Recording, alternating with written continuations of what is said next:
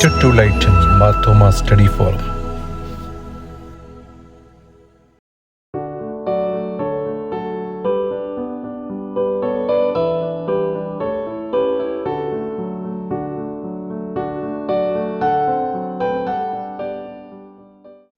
ദൈവനാമത്തിന് മഹത്വം ഉണ്ടായിരിക്കട്ടെ. ബഹുമാനപ്പെട്ട വൈദികരെ, light to lighten Marthoma study ഫോറത്തെ സ്നേഹിക്കുന്ന പ്രിയപ്പെട്ടവരെ, light to lighten Marthoma study ഫോറത്തിൻ്റെ 274 ലൈവ് വെബിനാറാണല്ലോ ഇപ്പോൾ നടക്കുവാനായിട്ട് പോകുന്നത്. കഴിഞ്ഞ 273 വെബിനാറുകൾ യാതൊരു തടസ്സവും കൂടാതെ നടക്കുവാനായിട്ട് ദൈവം ഇടയാക്കി. ഇന്ന് നമ്മൾ വ്യത്യസ്തമായ ഒരു വിഷയമാണ് കേൾക്കുവാനായിട്ട് പോകുന്നത്. നമ്മളുടെ വെബിനാറുകൾ പ്രാരംഭ പ്രാർത്ഥനയോട് കൂടിയിട്ടാണല്ലോ ആരംഭിക്കുന്നത്. ഇന്ന് പ്രാരംഭ പ്രാർത്ഥനയ്ക്കായിട്ട് നമ്മുടെ ക്ഷണം സ്വീകരിച്ചെത്തിയിരിക്കുന്നത് ശ്രീ ജോർജ് യോഹന്നാൻ സാറാണ്. ജോർജ് യോഹന്നാൻ സാറിനെ ഏവർക്കും പരിചയമുണ്ടായിരിക്കും. Light to lighten Marthoma study ഫോറത്തിനെ സംബന്ധിച്ച് ജോർജ് യോഹന്നാൻ സാറ് പ്രാർത്ഥിക്കുന്ന മുഖമാണ്. ഞാനത് പറയുവാനായിട്ട് കാരണം, നമ്മുടെ വെബിനാറുകളുടെ എല്ലാം തുടക്കത്തിൽ ഒരുപക്ഷെ ഏറ്റവും കൂടുതൽ പ്രാർത്ഥിച്ചിരിക്കുന്നത് ശ്രീ ജോർജ് യോഹന്നാൻ സാറാണ്. Light to lighten Marthoma study ഫോറത്തിൻ്റെ ഒരു സ്നേഹിതനാണ്. സാധിക്കുന്ന എല്ലാ സമയങ്ങളിലും സാറിൻ്റെ സാന്നിധ്യം വെബിനാറുകളിൽ നമ്മൾക്ക് കാണുവാനായിട്ട് സാധിക്കും. സാറ് ദുബായ് മാർത്തോമ ഇടവകയുടെ ആരംഭകാല അംഗമാണ്. നമ്മുടെ ക്ഷണം സ്വീകരിച്ച് ഇന്ന് പ്രാർത്ഥിക്കുവാനായിട്ട് കാണിച്ച നല്ല മനസ്സിനെ ഓർത്ത് ദൈവത്തെ സ്തുതിക്കുന്നു. ഏവരുടെയും പേരിൽ പ്രാരംഭ പ്രാർത്ഥനയ്ക്കായിട്ട് ശ്രീ ജോർജ് യോഹന്നാൻ സാറിനെ ക്ഷണിച്ചുകൊള്ളുന്നു. വൈവിധ്യമാർന്ന വികാരങ്ങൾക്ക് മധ്യത്തിൽ പാമ്പിനെ പോലെ ബുദ്ധിയും പ്രാവിനെ പോലെ കളങ്കമില്ലാത്തവരുമായി ജീവിക്കുവാൻ പ്രാപ്തി തരുന്ന ഞങ്ങളുടെ സ്നേഹനിധിയായ കർത്താവേ, ഈ സായംകാലത്തിൽ അവിടുത്തെ പാദപീഠത്തിൽ ഒരു പഠന സംഘമായി ഞങ്ങൾ സമ്മേളിച്ചിരിക്കുന്നു. ഇന്നത്തെ പഠനങ്ങൾക്ക് നേതൃത്വം തരുന്ന വന്യനായ ഡോക്ടർ സാബു വർഗീസ് സാറിനെ പ്രത്യേകം ഞങ്ങൾ അങ്ങയുടെ കരങ്ങളിൽ സമർപ്പിക്കുന്നു. ആവശ്യമായ സ്വർഗീയ ജ്ഞാനം നൽകി സാറിനെ പ്രബുദ്ധനാക്കണമേ എന്നും ഞങ്ങൾ പ്രാർത്ഥിക്കുന്നു. വൈകാരികമായ ബുദ്ധി ദൈനംദിന ജീവിതത്തിൽ എന്നതാണല്ലോ ഇന്നത്തെ ഞങ്ങളുടെ പഠന വിഷയം. ഇന്നത്തെ വെബിനാറിൽ സംബന്ധിക്കുന്ന ഏവരെയും, പാട്ടുപാടി സഹായിക്കുന്നവരെയും മറ്റ് ക്രമീകരണങ്ങൾ ചെയ്യുന്ന എല്ലാവരെയും അങ്ങ് വാഴ്ത്തി അനുഗ്രഹിക്കണമേ. ഈ light to lighten study forum വിശാലമായ ഒരു പഠന മേഖലയായി വളർന്ന് ശക്തി ആർജിക്കുവാൻ ദൈവത്തിൻ്റെ അദൃശ്യമായ കരങ്ങൾ പ്രവർത്തിക്കണമേ എന്നും ഞങ്ങൾ പ്രാർത്ഥിക്കുന്നു. യേശു കർത്താവിൻ്റെ നാമത്തിലുള്ള എളിയ പ്രാർത്ഥന കേൾക്കുമാറാകണമേ. ആമേൻ. Thank you George Yohannan sir. Light to lighten Marthoma study ഫോറത്തിൻ്റെ 274 ലൈവ് വെബിനാറാണല്ലോ ഇപ്പോൾ ജോർജ് യോഹന്നാൻ സാർ പ്രാർത്ഥിച്ച് ആരംഭിച്ചത്. കേരളത്തിലെ പല ഭാഗങ്ങളിലും മഴയുടെ ബുദ്ധിമുട്ടുകളുണ്ടെന്ന് നമുക്ക് മനസ്സിലാക്കുന്നു. അതുകൊണ്ട് നെറ്റ്വർക്ക് കണക്ടിവിറ്റി പലർക്കും ലഭിക്കാത്തതുകൊണ്ടായിരിക്കാം കുറച്ച് ആൾക്കാർക്ക് ജോയിൻ ചെയ്യുവാനായിട്ട് സാധിക്കാത്തതെന്ന് ഞാൻ വിശ്വസിക്കുകയാണ്. ഇന്ന് നമ്മുടെ വെബിനാർ പ്രാരംഭ പ്രാർത്ഥനയോടുകൂടി ആരംഭിച്ചു. ബഹുമാനപ്പെട്ട ഡെന്നി ഫിലിപ്പ് അച്ഛൻ, light to lighten Marthoma study ഫോറത്തെ സ്നേഹിക്കുന്ന പ്രിയപ്പെട്ട എല്ലാവരെയും ഈ വെബിനാറിൽ ദൈവനാമത്തിൽ സ്വാഗതം ചെയ്തുകൊള്ളുന്നു. അടുത്തതായിട്ട് നമുക്ക് പ്രാരംഭ ഗാനമാണ്. ഇന്ന് പ്രാരംഭ ഗാനം ആലപിക്കുവാനായിട്ട് നമ്മുടെ ക്ഷണം സ്വീകരിച്ച് എത്തിയിരിക്കുന്നത് നേഹ ഷാജിയാണ്. നേഹ ഷാജി തിരുമൂലപുരം ബഥനി മാർത്തോമ ഇടവാംഗമാണ്. ഇടവകയുടെ ഗായക സംഘത്തിലും അതുപോലെ തന്നെ ഇടവകയുടെ വിവിധ പ്രവർത്തനങ്ങളിലും വളരെ സജീവമായി പ്രവർത്തിക്കുന്നു. ഇപ്പോൾ BSc ഫൈനൽ ഇയറിനെ പഠിക്കുന്നു. ഒരു സന്തോഷമുള്ളത്, നേഹ ഷാജി ഈ 2026 മാരാമൺ കൺവെൻഷൻ ഗായക സംഘത്തിൽ സെലക്ഷൻ ലഭിച്ചിട്ടുണ്ട്. Light to lighten Marthoma study ഫോറത്തിൻ്റെ അഭിനന്ദനങ്ങൾ അറിയിച്ചുകൊള്ളുന്നു. ഇപ്പോൾ നേഹ ഷാജിയെ ഗാനം ആലപിക്കുവാനായിട്ട് വളരെ സന്തോഷപൂർവ്വം ഏവരുടെ നാമത്തിൽ ക്ഷണിച്ചുകൊള്ളുന്നു. ദൈവനാമത്തിന് മഹത്വം ഉണ്ടായിരിക്കട്ടെ. എനിക്ക് ഈ അവസരം തന്ന എല്ലാവരോടും പ്രത്യേകിച്ച് വിളിച്ചനങ്ങളോടും എൻ്റെ നന്ദി ഞാൻ അറിയിക്കുകയാണ്. നമുക്ക് ഒരു ഗാനത്തോടെ നമുക്ക് ദൈവനാമത്തെ സ്തുതിക്കാം. ദൈവസ്നേഹം വർണ്ണിച്ചിടാൻ വാക്കുകൾ പോരാ, നന്ദി ചൊല്ലി തീർക്കുവാൻ ഈ ജീവിതം പോരാ. ഈ ഗാനമാണ് ഞാൻ ആലപിക്കാൻ പോകുന്നത്. നമുക്ക് എല്ലാവർക്കും പാടി ദൈവത്തെ സ്തുതിക്കാം. ദൈവസ്നേഹം വർണ്ണിച്ചിടാൻ വാക്കുകൾ പോരാ, നന്ദി ചൊല്ലി തീർക്കുവാനീ ജീവിതം പോരാ. കഷ്ടപ്പാടിൻ കാലങ്ങളിൽ രക്ഷിക്കുന്ന സ്നേഹമൂർത്താൽ എത്ര സ്തുതിച്ചാലും മതി വരുമോ? ദൈവസ്നേഹം വർണ്ണിച്ചിടാൻ വാക്കുകൾ പോരാ. നന്ദി ചൊല്ലി തീർക്കുവാനീ ജീവിതം പോരാ. സ്വന്തമായൊന്നുമില്ല, സർവതും നിന്ദാനം. സ്വസ്ഥമായുറങ്ങിടാൻ സമ്പത്തിൽ മയങ്ങാതെ മണ്ണിൽ സൗഭാഗ്യം നേടാനായാലും ആത്മം നഷ്ടമായ ഫലമെവിടെ? ദൈവസ്നേഹം വർണ്ണിച്ചിടാൻ വാക്കുകൾ പോരാ. നന്ദി ചൊല്ലി തീർക്കുവാനീ ജീവിതം പോരാ.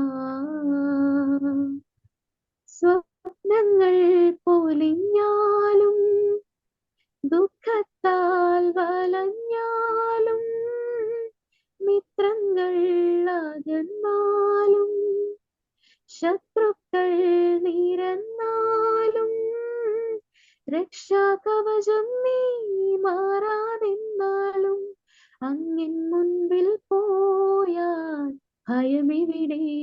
ദൈവസ്നേഹം വർണ്ണിച്ചിടാൻ വാക്കുകൾ പോരാ.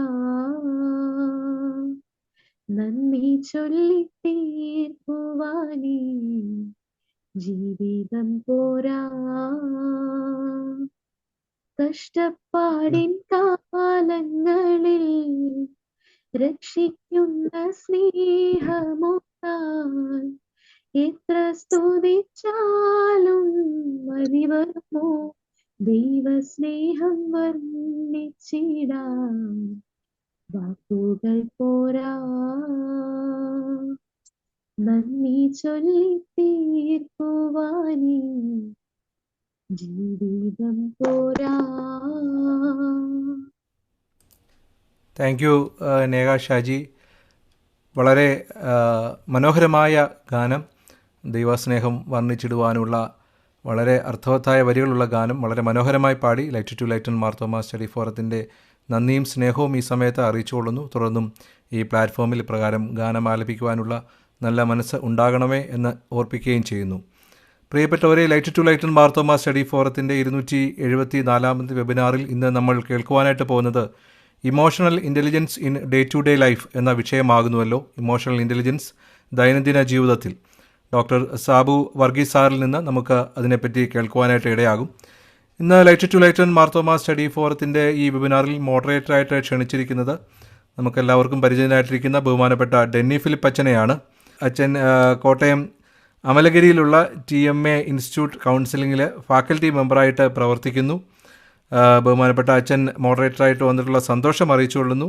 ഏവരുടെയും പേരിൽ ബഹുമാനപ്പെട്ട ഡെന്നി ഫിലിപ്പ് അച്ഛനെ ഇന്നത്തെ മോഡറേറ്ററായിട്ട് സ്വാഗതം ചെയ്തുകൊള്ളുന്നു. Thank you. ഇന്ന് നമ്മുടെ 274 ഈ ഒരു സെമിനാറിൽ വളരെ അർത്ഥഗർഭമായ ഒരു വിഷയമാണ് നമ്മൾ പഠിക്കുവാനായിട്ട് ക്രമീകരിച്ചിരിക്കുന്നത്. വൈകാരികമായ ബുദ്ധി അല്ലെങ്കിൽ ഇമോഷണൽ ഇൻ്റലിജൻസ്. നമ്മൾ IQന് ഒരു കൊഗ്നിറ്റീവ് അല്ലെങ്കിൽ ഒരു ബുദ്ധിപരമായ കാര്യങ്ങൾക്ക് ധാരാളം ശക്തീകരണം കൊടുത്ത ഒരു കാലമുണ്ട്. കാരണം കുഞ്ഞുങ്ങളുടെയൊക്കെ എങ്ങനെയും പഠിച്ച് മാർക്ക് വാങ്ങിച്ച് മുന്നോട്ട് പോകുക. എന്നാൽ അവിടെ പലപ്പോഴും നമ്മൾ ശ്രദ്ധിക്കാതെ പോകുന്നത് നമ്മുടെ വികാരങ്ങൾ എന്ന് പറയുന്ന ഒരു കാര്യമാണ്. പലപ്പോഴും നമ്മുടെ ജീവിതം സന്തോഷകരമാക്കുന്നതും ജീവിതം ദുഃഖകരമാക്കുന്നതും വികാരങ്ങളാണ്. ആ വികാരങ്ങൾ നമ്മളെ നിയന്ത്രിക്കുമ്പോൾ നമുക്ക് വികാരങ്ങളുമുണ്ട്, ചിന്തകളുമുണ്ട്. ചിന്തകളാണ് പലപ്പോഴും വികാരങ്ങൾക്ക് മുഖാന്തരമായി തീരുന്നത്. എന്നാൽ അവിടെ വികാരങ്ങളെ വേണ്ട വിധത്തിൽ നിയന്ത്രിക്കാൻ സാധിക്കാതെ വരുമ്പോൾ വികാരങ്ങൾ മുന്നിൽ നിൽക്കുകയും അത് നമ്മുടെ വ്യക്തി ജീവിതത്തെയും കുടുംബജീവിതത്തെയും സാമൂഹ്യ ജീവിതത്തെയും ഒക്കെ സാരമായിട്ട് ബാധിക്കുകയും ചെയ്യും. അതുകൊണ്ട് ഒരു ഇമോഷണൽ ഇന്റലിജൻസ്, വൈകാരികമായ പക്വത എന്നത് വളരെയധികം അനിവാര്യമായ ഒരു കാര്യമാണ്. നമ്മൾ ഈ ദിവസങ്ങളിലൊക്കെ നമ്മൾ കേൾക്കുന്നു, കൊച്ചു കുഞ്ഞുങ്ങൾ അവര് ചെറിയ കാര്യങ്ങൾ ഉണ്ടാകുന്നു, പിടിച്ചു നിൽക്കാൻ വയ്യാതെ സൂയിസൈഡിലേക്കൊക്കെ പോകുന്നു. നിസ്സാരമായ എന്ന് നമ്മൾ കരുതുന്ന കാര്യങ്ങൾക്കൊക്കെ കുടുംബങ്ങൾ തകരുന്നതായ അവസ്ഥകളുണ്ട്. പ്രേമിക്കുന്ന ആള് തള്ളി പറഞ്ഞു എന്നുള്ള കാരണത്താല് ആളെ കൊല്ലാനായിട്ട് താല്പര്യപ്പെടുന്ന അല്ലെങ്കിൽ ഉദ്യമിക്കുന്ന സാഹചര്യമുണ്ട്. മറ്റ് വ്യക്തിബന്ധങ്ങൾ വൈകാരികമായ സാഹചര്യങ്ങൾ കാരണം പലപ്പോഴും നഷ്ടമാകുന്ന അല്ലെങ്കിൽ അതിനകത്ത് ഭയങ്കര സംഘർഷങ്ങൾ ഉണ്ടാകുന്ന കാരണങ്ങളുണ്ട്. നമ്മുടെ ഒരു സാമൂഹ്യ ജീവിതത്തിലാണെങ്കിലും ഒരു പള്ളിയുടെ ഒരു സാഹചര്യത്തിലാണെങ്കിലും പലപ്പോഴും ചിന്തകളല്ല, വികാരങ്ങളാണ് നമ്മളെ ഭരിക്കുന്നത്. അതിലൂടെ ധാരാളം സംഘർഷങ്ങൾ ഉണ്ടാകുന്നുണ്ട്. ഇവിടെയൊക്കെ ഒരു വൈകാരികമായ ഒരു ബുദ്ധിയുടെ അല്ലെങ്കിൽ വൈകാരികമായ ഒരു ഇതിന്റെ ഒരു പക്വതയുടെ അനിവാര്യതയുണ്ട്. നമ്മളെ നിയന്ത്രിക്കുന്നത് നമ്മളാണോ അതോ മറ്റുള്ളവരാണോ എന്നുള്ള ഒരു വലിയ ചോദ്യമുണ്ട്. പലപ്പോഴും പറയും അവൻ എന്നെ പ്രകോപിപ്പിച്ചു. അതായത് എൻ്റെ പ്രകോപനത്തിന്റെ, എൻ്റെ ദേഷ്യത്തിന്റെ, എൻ്റെ സങ്കടത്തിന്റെ ഒക്കെ കാരണം മറ്റൊരാളാണ് എന്നാണ് നമ്മൾ പലപ്പോഴും ധരിച്ചു വെക്കുന്നത്.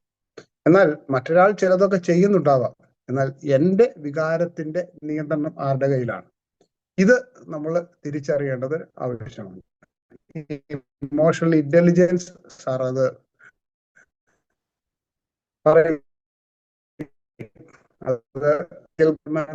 അതിൽ പോയൊരു കാര്യം വളരെയും ഇന്ന് നമ്മുടെ ഒരു മനഃശാസ്ത്ര രംഗത്തും സാമൂഹ്യ രംഗത്തും ഒക്കെ ചർച്ച ചെയ്യുന്ന ഈ ഒരു വിഷയം നമുക്കിന്ന് അവതരിപ്പിക്കുന്നത് സാബു വർഗീസ് സാറാണ്. ഡോക്ടർ സാബു വർഗീസ്.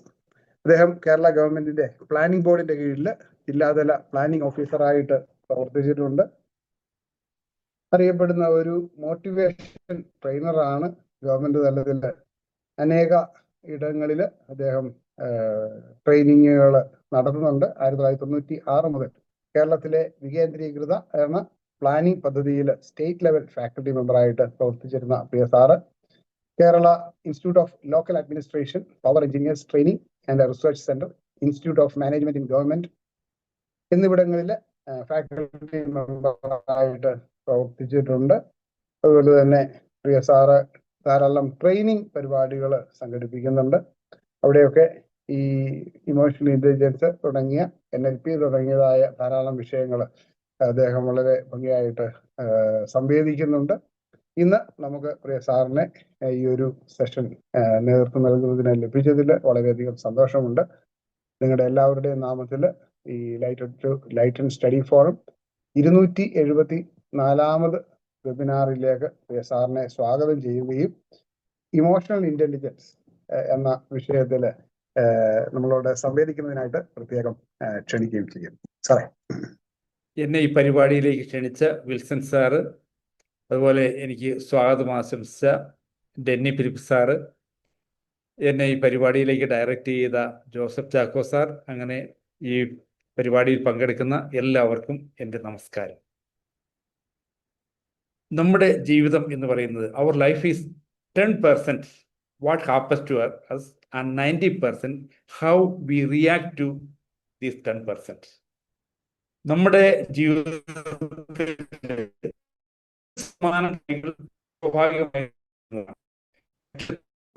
കാര്യങ്ങളും നമ്മൾ ഈ 10% എങ്ങനെ പ്രതികരിക്കുന്നു എന്നതിൻ്റെ അടിസ്ഥാനത്തിലാണ്.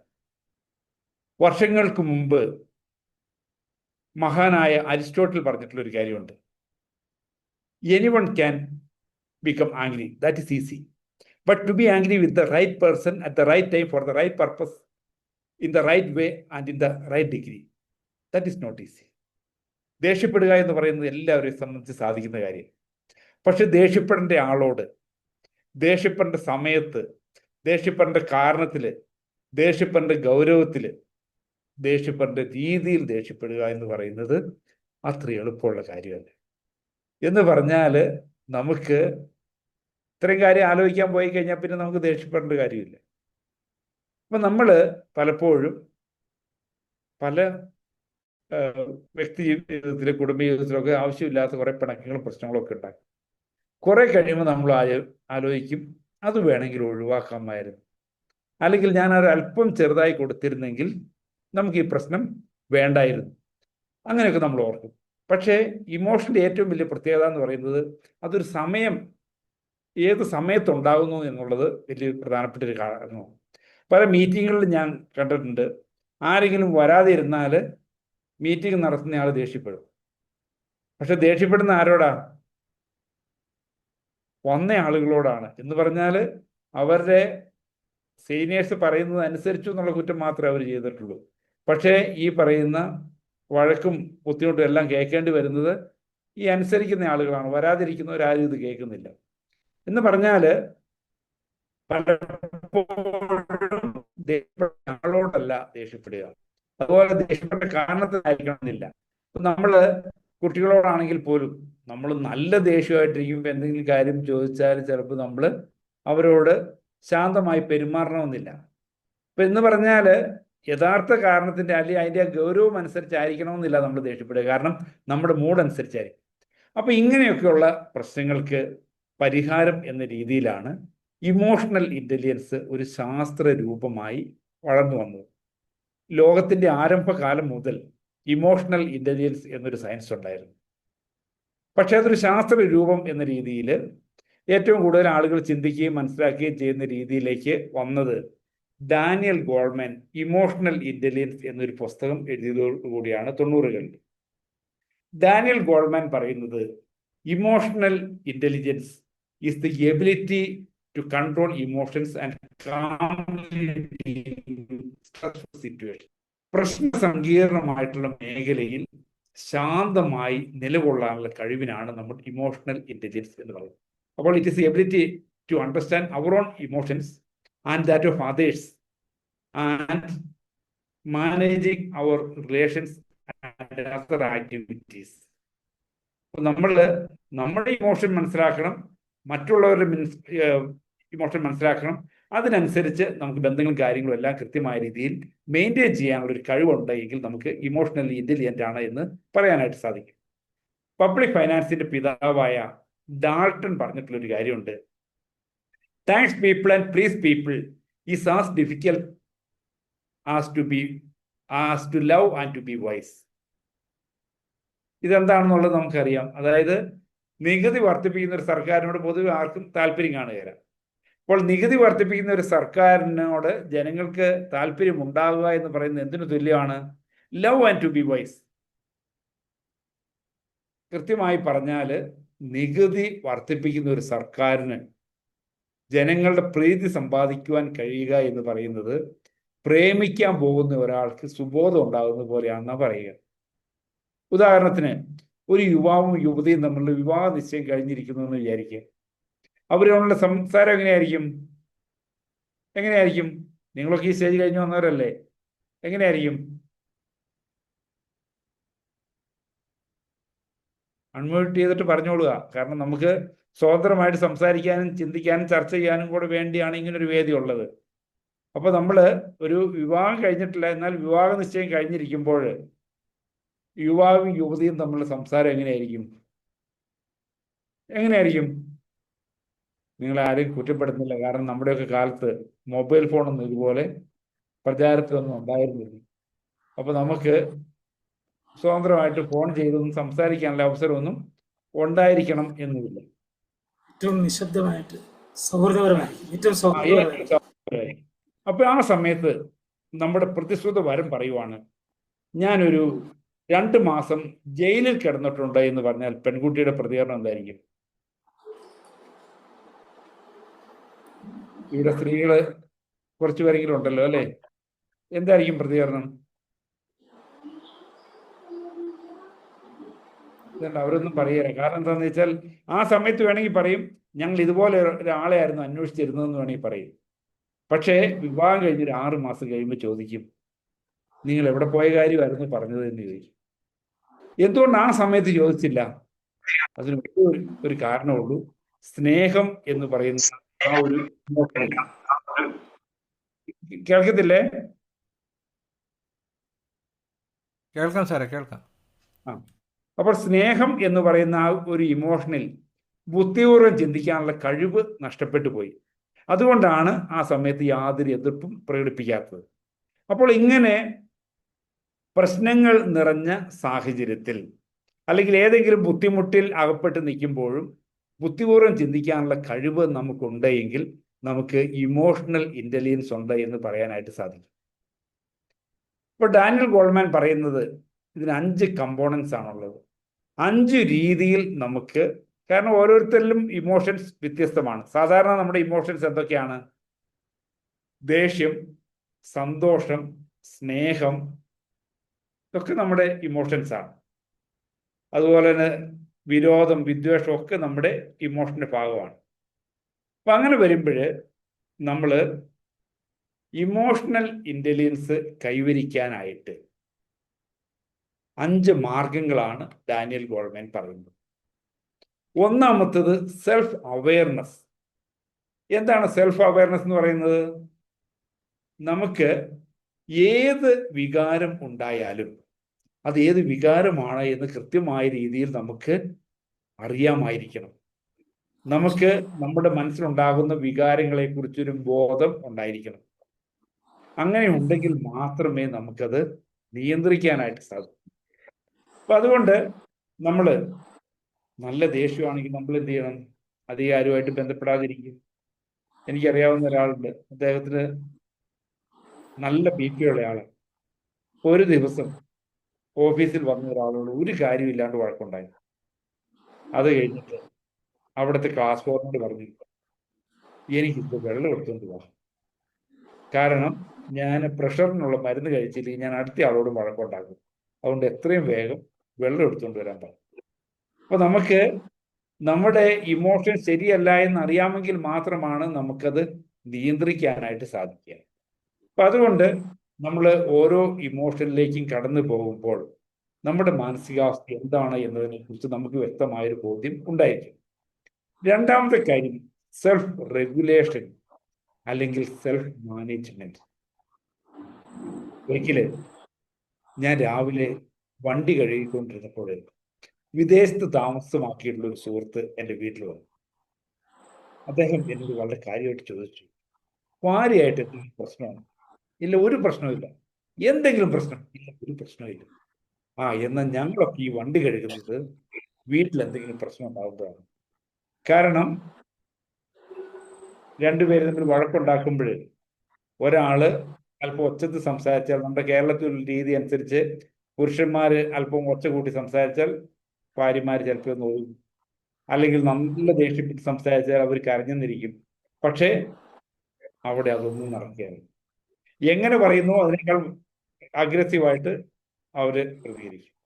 ഇനി അതിന്റെ അവസാന ഘട്ടം എന്ന രീതിയിൽ പോയി കഴിഞ്ഞാൽ ലൈസൻസ് ഉള്ളതൊക്കെ രണ്ടുപേരുടെയും കയ്യിലുണ്ട്. എന്നാൽ ഈ പ്രശ്നം അവിടെ വരെയൊക്കെ എത്തുന്നതിന് മുമ്പ് ഒരാള് രംഗത്ത് നിന്ന് ഒഴിവായി കഴിഞ്ഞാൽ കാര്യങ്ങൾ സമാധാനമായല്ലോ. ഇമോഷന്റെ ഏറ്റവും വലിയൊരു പ്രശ്നം എന്താണെന്ന് വെച്ചാൽ സമയത്തുള്ള ഒരു പ്രശ്നമേ ഉള്ളൂ.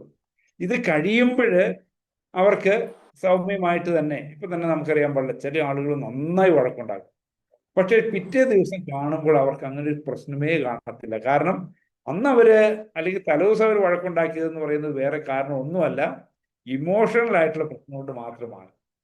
പിറ്റേ ദിവസം ആകുമ്പോൾ അവർക്ക് എന്ത് തരും? ശാന്തമായിട്ട് അവർ പെരുമാറി സംസാരിക്കും. പക്ഷേ ആ ഇമോഷണൽ ഉണ്ടാകുന്ന കാര്യങ്ങൾ, ആ സമയത്ത് പറയുന്ന വാക്കുകളോ പ്രവൃത്തികളോ ഒന്നും പിന്നെ തിരിച്ചെടുക്കാനായിട്ട് സാധിക്കുകയില്ല എന്നുള്ളത് കൊണ്ട് നമുക്ക് ഉണ്ടാകുന്ന ഇമോഷനെ നമ്മൾ മാനേജ് ചെയ്യണം. അതിന് നമുക്ക് കൃത്യമായ രീതിയിൽ ഏത് ഇമോഷനിലേക്കാണ് നമ്മൾ പോകുന്നതെന്ന് അറിഞ്ഞാൽ മാത്രമേ സാധിക്കുകയുള്ളൂ. ചില ആളുകൾ പറയുന്നത് കേൾക്കാൻ പാടില്ലേ, ഞാനിപ്പോൾ അങ്ങോട്ട് പോയ ശരിയായി വരാം, ഞാൻ അവിടെ പോയാൽ പ്രശ്നമാകും. അത് പ്രശ്നമാകുമെങ്കിൽ നമ്മൾ അങ്ങോട്ട് പോകാതിരിക്കണം. എനിക്കറിയാവുന്ന ഒരു സുഹൃത്ത്, അദ്ദേഹത്തിന്റെ ഏറ്റവും വലിയ ശത്രു മരിച്ചപ്പോഴേ ഒരു റീത്തൊക്കെ ആയിട്ട് പോയി. റീത്തൊക്കെ വെച്ചിട്ട് മൃതദേഹത്തിന്റെ മുമ്പിൽ ചെന്നപ്പോൾ അദ്ദേഹത്തിന്റെ മനസ്സിൽ വന്ന ആദ്യത്തെ ചിന്ത, ഈ മരിച്ചു കിടക്കുന്ന ഞങ്ങൾക്ക് ജീവനുണ്ടെങ്കിൽ അയാൾ ഒരു തൊഴി കൊടുത്താൽ റീത്ത് പോകുന്ന വഴി എതിലെയാവും എന്ന് ആലോചിച്ചപ്പോൾ അദ്ദേഹത്തിന് ചിരി അടക്കാൻ പറ്റിയില്ലേ? ചിരിയും അല്ലെങ്കിൽ അമിതമായ സന്തോഷവും ഒരു ഇമോഷനാണ്. ശത്രു മരിച്ചു കിടക്കുന്നതിന് മുമ്പ് പോയി ഒന്ന് ചിരിച്ചാലുള്ള അവസ്ഥ അറിയാലോ. എത്രയും വേഗം അദ്ദേഹം സ്ഥലം കാലിയാക്കി. അതൊരു സെൽഫ് മാനേജ്മെന്റ് ആണ്. കാരണം പിന്നീട് അവിടെ നിൽക്കാനായിട്ട് സാധിക്കത്തില്ല. അപ്പൊ നമ്മൾ ഓരോ ഇമോഷനിലേക്ക് എത്തുമ്പോഴും നമുക്കത് നിയന്ത്രിക്കാനായിട്ട് സാധിക്കണം. അതിനാണ് സെൽഫ് മാനേജ്മെന്റ് എന്ന് പറയുന്നത്. നിങ്ങൾ ആവശ്യമില്ലാതെ എന്തെങ്കിലും പ്രശ്നമൊക്കെ പെടുന്നു എന്ന് വിചാരിക്കുക. അങ്ങനെ പെടുന്ന സമയത്ത് നിങ്ങൾ ഒറ്റ കാര്യം ഓർത്താൽ മതി, ഇമോഷണൽ ഇന്റലിജൻസ് എന്ന് ഓർത്താൽ മതി. നിങ്ങൾക്ക് ശാന്തമായിട്ട് നിലകൊള്ളാൻ കഴിയും. എനിക്ക് ഇമോഷണൽ ആയിട്ടുള്ള പ്രശ്നങ്ങളൊന്നും ഉണ്ടായിട്ടില്ലെന്നും ഞാൻ പറയുന്നില്ല. പക്ഷേ എന്തെങ്കിലും ഒരു പ്രശ്ന സങ്കീർണമായ സ്ഥലത്തേക്ക് പോകുമ്പോൾ ഞാൻ ആദ്യം ഇമോഷണൽ ഇന്റലിജൻസ് എന്ന് ഓർക്കും. അങ്ങനെ ഓർക്കാൻ പറ്റിയ സത്യമാണെങ്കിൽ പിന്നീട് എത്ര പ്രകോപനം ഉണ്ടായാലും ശാന്തമായി പ്രതികരിക്കാനായിട്ട് സാധിച്ചിട്ടുണ്ട്. അതല്ലാതെ പലപ്പോഴും പ്രശ്നം ഉണ്ടാകുന്നത് നമ്മൾ ഒട്ടും പ്രതീക്ഷിക്കാത്ത രീതിയിൽ ആരെങ്കിലും പെരുമാറുകയോ സംസാരിക്കുകയോ പ്രവർത്തിക്കുകയോ ഒക്കെ ചെയ്യുമ്പോഴാണ് നമുക്കും കൺട്രോൾ വിട്ടുപോകും. ഒരു പ്രശ്നത്തിലേക്കാണ് പോകുന്നത്. നിങ്ങൾ ഓർത്ത് നോക്കുക, നമ്മൾ ആരെങ്കിലും ഒരാളെ കാണാനായിട്ട് പോകും, നമ്മൾ തീരുമാനിച്ചുകൊണ്ടാണ് പോകുന്നത്. എന്ത്, ഇയാൾ പ്രശ്നം ഉണ്ടാക്കാൻ സാധ്യതയുണ്ട്, പക്ഷെ ഇയാൾ എന്ത് പ്രശ്നം ഉണ്ടായാലും എൻ്റെ ശാന്തത ഞാൻ കൈവിടില്ല, ഞാൻ ശാന്തമായിട്ട് മാത്രമേ പെരുമാറുകയുള്ളൂ തീരുമാനിച്ചുകൊണ്ടാണ് പോകുന്നത് എങ്കിൽ നമ്മൾ സംസാരിക്കുന്ന ആൾ തലയും കുത്തി നിന്നാൽ പോലും നമുക്ക് യാതൊരു പ്രശ്നം ഉണ്ടാകുകയില്ല. കാരണം നമ്മൾ മനസ്സിനെ അതേ രീതിയിൽ പരുവപ്പെടുത്തിക്കൊണ്ടാണ് പോകുന്നത്. അപ്പോൾ ഏതെങ്കിലും ഒരു പ്രശ്നത്തിലേക്ക് വരുമ്പോൾ നിങ്ങൾ ആരാണെങ്കിലും ഓർക്കുക ഇമോഷണൽ ഇന്റലിജൻസ്. ഇനി മൂന്നാമത്തെ കാര്യം സെൽഫ് മോട്ടിവേഷൻ. എന്താ സെൽഫ് മോട്ടിവേഷൻ എന്ന് പറയുന്നത്? എന്തുവാണ് മോട്ടിവേഷൻ ഇൻസ്പിറേഷൻ തമ്മിലുള്ള വ്യത്യാസം? ആർക്കെങ്കിലും പറയാമോ? മോട്ടിവേഷൻ പെട്ടെന്ന് ഉണ്ടാകുന്ന എന്തോ മോട്ടിവേഷൻ പെട്ടെന്ന് ഉണ്ടാകുന്ന ഒരു മോട്ടിവേഷൻ പെട്ടെന്നുണ്ടാകുന്നതാണ്. മോട്ടിവേഷൻ എന്ന് പറഞ്ഞാൽ ഫോക്കസ് ചെയ്ത് മോട്ടിവേറ്റ്, നമ്മൾ പ്രചോദനമായിട്ട് ഫോഴ്സ്ഫുള്ളി നമ്മളൊരു ഫോക്കസ് ചെയ്തിട്ട് അതിനെ എൻകറേജ് ചെയ്ത് അതിൽ ഊന്നി മുമ്പോട്ട് പോകുക എന്നുള്ളതാണ് അർത്ഥമാണ് ഞാൻ മനസ്സിലാക്കുന്നത്. ഇൻസ്പിറേഷൻ. ഓക്കെ. ദെൻ മോട്ടിവേഷൻ്റെ ഒരു പ്രത്യേകത എന്താണെന്ന് വെച്ചാൽ നമ്മൾ ചെയ്യുന്നതിന് റിസൾട്ട് ഉണ്ടായിരിക്കും. ഗാന്ധിജി വാസ് ഇൻസ്പയറിംഗ് പീപ്പിൾ എന്ന് പറയുന്നത്. എന്ന് പറഞ്ഞാൽ ഗാന്ധിജി പ്രത്യേകിച്ച് ഒരു വാഗ്ദാനവും ആർക്കും കൊടുത്തല്ല സ്വാതന്ത്ര്യ സമരത്തിൽ കൂട്ടിയത്. അത് പക്ഷെ മോട്ടിവേഷൻ എന്ന് പറഞ്ഞാൽ നിങ്ങൾ നന്നായി പഠിച്ചാൽ നിങ്ങൾക്ക് നല്ല ജോലി കിട്ടും എന്ന് പറയുന്നത് അതൊരു മോട്ടിവേഷനാണ്. അപ്പൊ അങ്ങനെ ഈ സെൽഫ് മോട്ടിവേഷന് നമുക്ക് ഏറ്റവും സാധിക്കുന്ന കാര്യം എന്തായിരിക്കും? നമുക്ക് സ്വയമേ ഒരു മോട്ടിവേഷൻ കിട്ടണമെങ്കിൽ നമുക്ക് എന്ത് വേണം?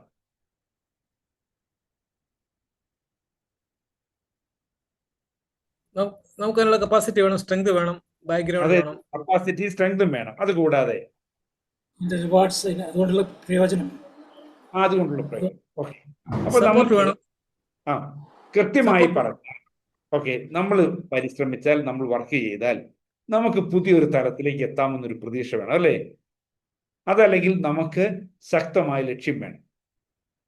മാർക്ക് ട്വെയിൻ പറയുന്നത് നിങ്ങളുടെ ജീവിതത്തിൽ ഏറ്റവും പ്രധാനപ്പെട്ട 2 ദിവസങ്ങളുണ്ട്. ഒന്നാമത്തേത് നിങ്ങൾ ജനിക്കുന്ന ദിവസം, രണ്ടാമത്തേത് the day you find out why, നിങ്ങൾ എന്തിനാണ് ജനിച്ചത് എന്ന് നിങ്ങൾ മനസ്സിലാക്കുന്ന ദിവസം. അതാണ് രണ്ടാമത്തെ കാര്യം. അപ്പൊ അതുകൊണ്ട് നമ്മളെ ഏറ്റവും കാര്യക്ഷമമായി മുന്നോട്ട് കൊണ്ടുപോകാൻ പ്രേരിപ്പിക്കുന്ന ഘടകം എന്ന് പറയുന്നത് നമ്മുടെ ലക്ഷ്യങ്ങളാണ്. നമ്മൾ രാഷ്ട്രീയ രംഗത്തേക്ക് പല പ്രത്യേകതകളും രാഷ്ട്രീയ രംഗത്തുള്ളവർക്കുണ്ട്. പക്ഷെ എത്ര പ്രായം ചെന്നാലും ഇവര് ആരോഗ്യം നഷ്ടപ്പെടാതെ നിലനിൽക്കുന്നതിന്റെ കാരണം എന്താണെന്നറിയോ? ആലോചിച്ച് നോക്കിയിട്ടുണ്ടോ?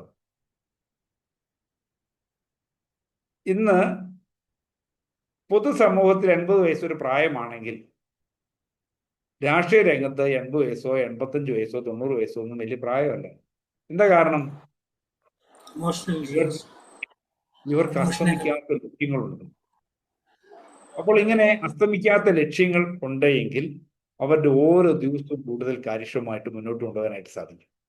നമ്മുടെ ജീവിതത്തിൽ ഒരുപാട് തീരുമാനങ്ങൾ എടുക്കാറുണ്ട്, ഇല്ലേ? ഇനി എല്ലാവരും വീഡിയോ ഓൺ ചെയ്യാവോ? എല്ലാവരും ഒന്ന് കാണാലോ എന്ന് വിചാരിച്ചത്.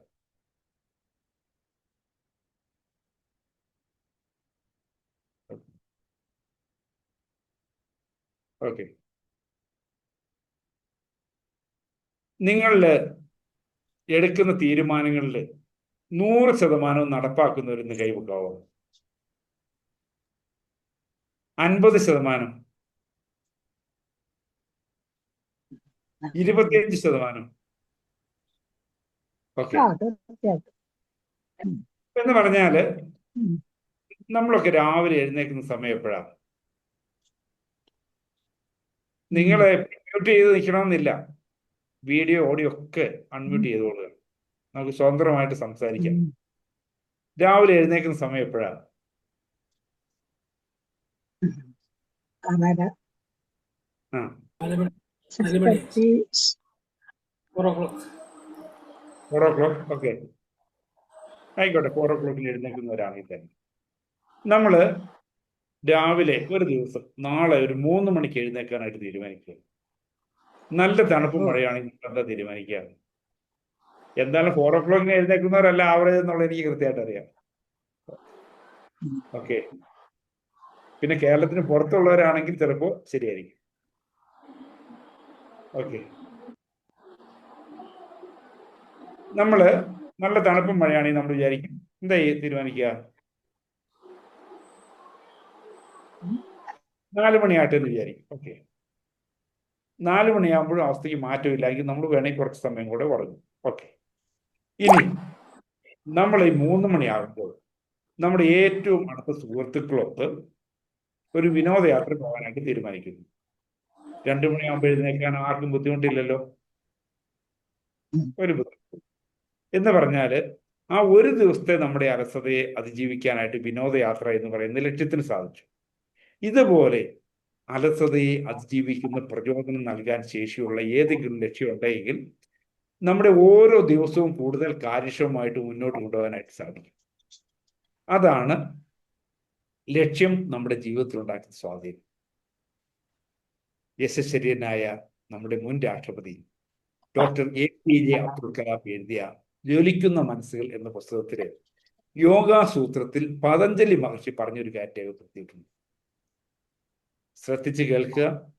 മഹത്തായ ലക്ഷ്യമോ അസാധാരണമായ പദ്ധതിയോ നിങ്ങൾക്ക് പ്രചോദനമേകുമ്പോൾ നിങ്ങളുടെ ചിന്തകൾ അവയുടെ അതിർവരമ്പുകൾ കടന്നെത്തും. നിങ്ങളുടെ മനസ്സ് പരിമിതികളെ ഉല്ലംഘിക്കും. നിങ്ങളുടെ ബോധമണ്ഡലം നാനാ ദിശകളിലേക്ക് വ്യാപിക്കും. ഒരു പുതിയ അതിശയകരമായ ലോകത്ത് നിങ്ങൾ എത്തിച്ചേരും. സുപ്താവസ്ഥയിലുള്ള നിങ്ങളുടെ കഴിവുകളും ശക്തികളും വാസനകളും ഉയർത്തെഴുന്നേൽക്കും. നിങ്ങൾ സ്വപ്നത്തിൽ പോലും വിചാരിക്കാത്തത്ര മഹത്വമുള്ള വ്യക്തികളാണെന്ന് അനുഭവവേദ്യമാകും. എന്തുണ്ടെങ്കിലാ മഹത്തായ ലക്ഷ്യമോ അസാധാരണമായ പദ്ധതിയോ നിങ്ങൾക്ക് പ്രചോദനമേകുന്നു. അതാണ് ലക്ഷ്യം നമ്മുടെ ജീവിതത്തിൽ ഉണ്ടാക്കുന്ന സ്വാധീനം. അപ്പൊ അതുകൊണ്ട് എനിക്ക് നിങ്ങളോട് പറയാനുള്ളത്, നിങ്ങളുടെ ജീവിതത്തിലെ അവസാനത്തെ നിമിഷം വരെ നിങ്ങൾക്ക് എന്തെങ്കിലും പുതിയതായിട്ട് ചെയ്യാനുണ്ടാകും. എന്ന് പറഞ്ഞാൽ നമുക്ക് ലക്ഷ്യമുണ്ടെങ്കിൽ മാത്രമേ നമുക്ക് പൊതുവായിട്ട് ഒരു മോട്ടിവേഷൻ, ഒരു പ്രചോദനം നമുക്ക് ലഭിക്കുകയുള്ളൂ. ആ പ്രചോദനം നമുക്കൊരു ഊർജമായിരിക്കും, ഒരു ശക്തിയായിരിക്കും. ബെർണാഡ് ഷാ പറയുന്ന ഒരു കാര്യമുണ്ട്, നമുക്ക് ഈ ലോകത്തിൽ നിലനിൽക്കാനുള്ള ഒരേ ഒരു ന്യായമേ ഉള്ളൂ. എന്താണെന്നറിയോ? നമുക്ക് എന്തെങ്കിലും കൂടുതലായിട്ട് ചെയ്യാനുണ്ട്. അപ്പൊ അതുകൊണ്ട് നമുക്ക് ഏതൊരു പ്രതികൂല അവസ്ഥയെയും അതിജീവിച്ച് മുന്നോട്ട് പോകാനായിട്ട് സാധിക്കണമെങ്കിൽ നമുക്ക് വേണ്ടത് ശക്തമായ ലക്ഷ്യങ്ങളായിരിക്കും. അതിൽ നമ്മുടെ പ്രായമൊന്നും ഒരിക്കലും ഒരു വിഷയമാക്കേണ്ട കാര്യമില്ല. കാരണം പല ആളുകളും പല നേട്ടങ്ങളും കൈവരിച്ചിട്ടുള്ളത് പ്രായം കഴിഞ്ഞതിന് ശേഷമാണ്. നമ്മുടെ കേരളത്തിലെ മുഖ്യമന്ത്രിമാരെ തന്നെ എടുത്തു നോക്കൂ. അവരൊക്കെ ഒരു 60-70 വയസ്സൊക്കെ കഴിഞ്ഞിട്ട് മുഖ്യമന്ത്രിമാരായവരാണ് കൂടുതൽ. അതുപോലെ തന്നെ മന്ത്രിമാരായിട്ടുള്ളവർ. അപ്പൊ ഇതൊക്കെ കാലഘട്ടത്തിന്റെ ഒരു സാധ്യതയാണ്. അതുകൊണ്ട് നമ്മുടെ എപ്പോഴും നമുക്ക് അതിശക്തമായിട്ടുള്ള ലക്ഷ്യം ജീവിതത്തിൽ ഉണ്ടായിരിക്കണം. അതാണ് സെൽഫ് മോട്ടിവേഷൻ എന്ന് പറയുന്നത്. അടുത്തത് എമ്പതി. 4-മത്തേതാണ് എമ്പതി. എമ്പതി എന്ന് പറഞ്ഞാൽ ഹെൻറി ഫോർഡ് കൊടുത്തിരിക്കുന്ന ഒരു ഡെഫിനേഷൻ ഉണ്ട്. See things from other person shoe. മറ്റുള്ളവരുടെ കാലിൽ നിന്നുകൊണ്ട് കാര്യങ്ങൾ കാണും. അതിനാണ് നമ്മൾ എമ്പതി അല്ലെങ്കിൽ സഹാനുഭൂതി എന്ന് പറയുന്നത്. ഇപ്പൊ നമ്മള് ബൈബിളിൽ തന്നെ പറയുന്നുണ്ട്, മറ്റുള്ളവർ നിങ്ങളോട് എങ്ങനെ പെരുമാറണം എന്ന് ആഗ്രഹിക്കുന്നു അതുപോലെ അവരോട് പെരുമാറുന്നു. അതൊരു എമ്പതിയാണ്. എന്ന് പറഞ്ഞാൽ ഒരാൾ നമ്മളോട് അല്പം ദേഷ്യപ്പെട്ട് സംസാരിക്കുന്നു, നമ്മൾ അയാളുടെ സ്ഥാനത്ത് നിന്ന് ചിന്തിക്കുമ്പോൾ നമ്മൾ ഓർക്കും, അയാളുടെ സ്ഥാനത്ത് നമ്മളാണെങ്കിൽ ദേഷ്യപ്പെടുക മാത്രമല്ല 2 അടിയും കൂടെ കൊടുത്തേനെ എന്ന് ചിന്തിച്ചാൽ അയാളോട് നമുക്ക് ക്ഷമിക്കാമല്ലോ. അയാൾ കുഴപ്പക്കാരനല്ല, അയാൾ നമ്മളെക്കാൾ ഭേദമല്ലേ. അതല്ലേ? അപ്പൊ ഓരോരുത്തരുടെയും ഓരോ പ്രതികരണത്തിന് സാഹചര്യങ്ങളുമായി വളരെയധികം ബന്ധമുണ്ട്. ആ സാഹചര്യങ്ങൾ മനസ്സിലാക്കി കഴിഞ്ഞാൽ നമുക്ക് അവരോട് ക്ഷമിക്കാവുന്നതേ ഉള്ളൂ. അപ്പൊ അതുകൊണ്ട് നമ്മൾ മറ്റുള്ളവരുടെ സ്ഥാനത്ത് നിന്നുകൊണ്ട് കാര്യങ്ങൾ കാണുക, സഹാനുഭൂതിയോടുകൂടി മറ്റുള്ളവരോട് പെരുമാറുക. അപ്പോൾ നമുക്ക് ഇമോഷണൽ ഇന്റലിജൻസ് കൈവരിക്കാനായിട്ട് സാധിക്കും. അടുത്തത് 5-ാമത്തത് സോഷ്യൽ സ്കിൽസ്. സോഷ്യൽ സ്കിൽസ് എന്ന് പറഞ്ഞാൽ സമൂഹത്തിന്റെ സ്പന്ദനം അറിഞ്ഞ് പെരുമാറാനായിട്ട് കഴിയും. സാധാരണഗതിയിൽ മറ്റുള്ളവർ ഓരോ സംഭവത്തോടും എങ്ങനെ പ്രതികരിക്കും എന്നതിനെക്കുറിച്ച് നമുക്ക് ചെറുതായ ഒരു ധാരണയെങ്കിലും കാണും. നമ്മൾ അതനുസരിച്ച് അവരോട് പെരുമാറാവൂ. തെരഞ്ഞെടുപ്പ് ഡ്യൂട്ടിക്ക് പോകുന്ന ഉദ്യോഗസ്ഥന്മാർക്ക് ക്ലാസ് കൊടുക്കുമ്പോൾ ക്ലാസ് എടുക്കുന്നവർ പറയാറുള്ളൊരു കാര്യമുണ്ട്, പ്രിസൈഡിങ് ഓഫീസർക്ക് എന്തിനു വരെയുള്ള അധികാരം ഉണ്ടെന്നാണ് പറയുന്നത്. നിങ്ങളൊക്കെ ഇലക്ഷൻ ഡ്യൂട്ടി ചെയ്തിട്ടുള്ളവർ കാണും. ആർക്കെങ്കിലും പറയാവോ എന്തിനു വരെയുള്ള അധികാരമാണ് പ്രിസൈഡിങ് ഓഫീസർക്കുള്ളത്? ആരെങ്കിലും ഒന്ന് പറഞ്ഞേ. നിങ്ങൾ കുറച്ച് പേരെങ്കിലും ഗവൺമെന്റ് സർവീസിലൊക്കെ ജോലി ചെയ്തിട്ടുള്ളവരല്ലേ, ഇലക്ഷൻ ഡ്യൂട്ടി ചെയ്തിട്ടുമുണ്ട്, ക്ലാസ്സുകൾ അറ്റൻഡ് ചെയ്തിട്ടുമുണ്ട്. പൊതുവിൽ പറയുന്നത് വെടിവയ്പ്പിനുള്ള ഉത്തരവ് കൊടുക്കാനുള്ള അധികാരം നമ്മുടെ ബൂത്തിലെ പ്രിസൈഡിങ് ഓഫീസർക്കുണ്ട്. പക്ഷെ എന്നിട്ട് ആരും എന്തേ ഉത്തരവ് കൊടുക്കാത്തത്? 2 കാരണമുള്ളത്. ഒന്നാമത്തെ കാരണം, ഈ പറയുന്ന വെടിവെപ്പും ലാത്തിച്ചാർജ് ഒന്നും ഇല്ലാതെ ആളുകളെ പറഞ്ഞ് മനസ്സിലാക്കാനും ബോധ്യപ്പെടുത്താനും നിയന്ത്രിക്കാനുമുള്ള സ്വാഭാവികമായ കഴിവ് ഈ പോളിംഗ് ടീമിൽ ആർക്കെങ്കിലും ഉണ്ടാകും. അത് ഒന്നാമത്തെ കാരണം. പിന്നെ രണ്ടാമതൊരു കാരണമുണ്ട്. 2ഉം 3ഉം ബൂത്തിന് കൂടി ഒരു പോലീസുകാരനെ കാണുള്ളൂ. അയാളുടെ കയ്യിൽ പരമാവധി കാണുന്നത് ലാത്തി മാത്രമാണ്. അപ്പോൾ ഉത്തരവ് കൊടുത്തിട്ടും കാര്യമില്ലല്ലോ. എന്ന് പറഞ്ഞാൽ നമ്മൾ സ്വാഭാവികമായിട്ടുള്ള നമ്മുടെ ഒരു കഴിവ് കൊണ്ട്, ആളുകളെ നിയന്ത്രിക്കാനുള്ള കഴിവ് കൊണ്ട് നമുക്ക് പല പ്രശ്നങ്ങളും ഒഴിവാക്കാനായിട്ട് സാധിക്കും. എന്നാൽ ചിലപ്പോൾ ഒരു വാക്ക് മതി എല്ലാ സമാധാന അന്തരീക്ഷം കളയാനായിട്ട്. ഏറ്റവും വലിയ മാനേജ്മെന്റ് എക്സ്പെർട്ടുകളിൽ ഒരാളായിട്ടുള്ള പീറ്റർ ഡക്കർ പറയുന്നത്, more than 50% of the management problem arise out of faulty communication എന്ന് പറയും. എന്ന് പറഞ്ഞാൽ നമ്മുടെ മോശമായ സംസാരം കൊണ്ടാണ് പലപ്പോഴും പല പ്രശ്നങ്ങളും ഉണ്ടാവും. അപ്പോൾ ഇങ്ങനെ 5 കമ്പോണൻസ് എന്തൊക്കെയാണ്? സെൽഫ് അവയർനെസ്, നമ്മുടെ ഇമോഷൻ ഏത് രീതിയിലാണ് എന്നുള്ളത് നമുക്ക് അറിയാവുന്ന സാഹചര്യം ഉണ്ടാകും. രണ്ടാമത്തെ കാര്യം സെൽഫ് റെഗുലേഷൻ അല്ലെങ്കിൽ സെൽഫ് മാനേജ്മെന്റ്. നമ്മുടെ ഇമോഷൻസിനെ നമുക്ക് നിയന്ത്രിക്കാൻ അറിയാമായിരിക്കും. മൂന്നാമത്തെ കാര്യം എന്ന് പറയുന്നത് സെൽഫ് മോട്ടിവേഷൻ. നമുക്ക് അതിശക്തമായ ലക്ഷ്യമുണ്ടായിരിക്കുക. ആ ലക്ഷ്യം നമുക്കൊരു ആത്മവിശ്വാസവും ധൈര്യവും ശക്തിയും ഒക്കെ തരും. അതിലൂടെ നമ്മൾ സ്വയം പ്രചോദനം ഉൾക്കൊണ്ട് മുന്നോട്ട് പോകും. 4ാമത്തെ കാര്യം എമ്പതി എന്ന് പറഞ്ഞാൽ മറ്റുള്ളവരുടെ സ്ഥാനത്ത് നിന്ന് കാര്യങ്ങൾ കാണുക. 5ാമത്തെ കാര്യം സോഷ്യൽ സ്കിൽ അല്ലെങ്കിൽ പീപ്പിൾ സ്കിൽ എന്ന് പറയും. സമൂഹത്തിന്റെ സ്പന്ദനം അറിഞ്ഞ് പെരുമാറാനായിട്ട് സാധിക്കും. അപ്പൊ നമുക്ക് ഇങ്ങനെയുള്ള കഴിവുകളൊക്കെ ഉണ്ടെങ്കിൽ നമുക്ക് സമൂഹത്തിൽ ശാന്തമായി എന്നാൽ സൗഹാർദ്ദപരമായി നിലകൊള്ളാനായിട്ട് സാധിക്കും. ഒരിക്കലും ഒരു പ്രദേശത്ത് കൗൺസിലിംഗ് ആൻഡ് മെഡിറ്റേഷൻ എന്ന പുസ്തകത്തിൽ സ്വാമി ശിവാനന്ദ അദ്ദേഹത്തിന്റെ ഒരു പുസ്തകത്തിൽ ഉള്ളൊരു കാര്യമാണ്, ഒരു നാട്ടിൽ വളരെ ശാന്തനായ ഒരു മനുഷ്യനുണ്ടായിരുന്നു. എന്തെല്ലാം പ്രശ്നമുണ്ടെന്ന് പറഞ്ഞാലും അയാള് നിയന്ത്രണം വിട്ട് പ്രവർത്തിക്കുകയോ പെരുമാറുകയോ ചെയ്യുകയില്ല. അപ്പോൾ ആ നാട്ടിലെ ഏതാനും ചില ചെറുപ്പക്കാർ തീരുമാനിച്ചു ഇദ്ദേഹത്തെ എങ്ങനെയെങ്കിലും ദേഷ്യപ്പെടും. അതിനുവേണ്ടി ആ നാട്ടിലെ ഒരു റൗഡിയെ അവർ കണ്ടെത്തി. അവർ അദ്ദേഹത്തോട് പറഞ്ഞു, ഇയാൾക്ക് ദേഷ്യം പിടിപ്പിക്കുകയാണെങ്കിൽ 500 രൂപ, വർഷങ്ങൾക്ക് മുമ്പാണ്, അന്ന് 500 രൂപ കൊടുത്താൽ ഒരേക്കർ സ്ഥലമൊക്കെ കിട്ടുന്നൊരു കാലഘട്ടമാണ്. ഇവരെല്ലാവരും കൂടി പിരിച്ച് ഇയാളെ ഏൽപ്പിച്ചില്ല, ദേഷ്യം പിടിപ്പിച്ചാൽ 500 രൂപ കൊടുക്കും. അവസാനം ഈ പ്രായം ചെന്നയാള് കുളിച്ചിട്ട് വരുന്ന വഴിക്ക് ഇവൻ പോയി നിൽക്കുവാണ്. ഇവൻ നന്നായിട്ട് അയാളുടെ മുഖത്തേക്ക് തുപ്പി. അയാൾ എന്ത് ചെയ്തു? ശാന്തമായി തിരികെ പോയി കുളിച്ചിട്ട് വന്നപ്പോഴ് ഇദ്ദേഹം കുറച്ച് മുറുക്കാനൊക്കെ കൊണ്ടുവന്ന് വെച്ചിട്ട് നന്നായിട്ട് മുറുക്കിയിട്ട് അയാളുടെ മുഖത്തേക്ക് തുപ്പി. രണ്ടാമത് എന്ത് ചെയ്തു? അദ്ദേഹം വീണ്ടും പോയി കുളിച്ചിട്ട് തിരികെ വന്നു. അങ്ങനെ 100 പ്രാവശ്യം ഇതേ പ്രക്രിയ ആവർത്തിച്ചു. അപ്പോൾ ഇയാൾ ദേഷ്യം പിടിപ്പിക്കുന്നുണ്ടോ എന്ന് അറിയാൻ വേണ്ടി ബാക്കിയുള്ളവരെല്ലാവരും അതിന്റെ ചുറ്റും ഉള്ള കാടുകളിലൊക്കെ ഇങ്ങനെ ഒളിച്ചിരിക്കുമായിരുന്നു.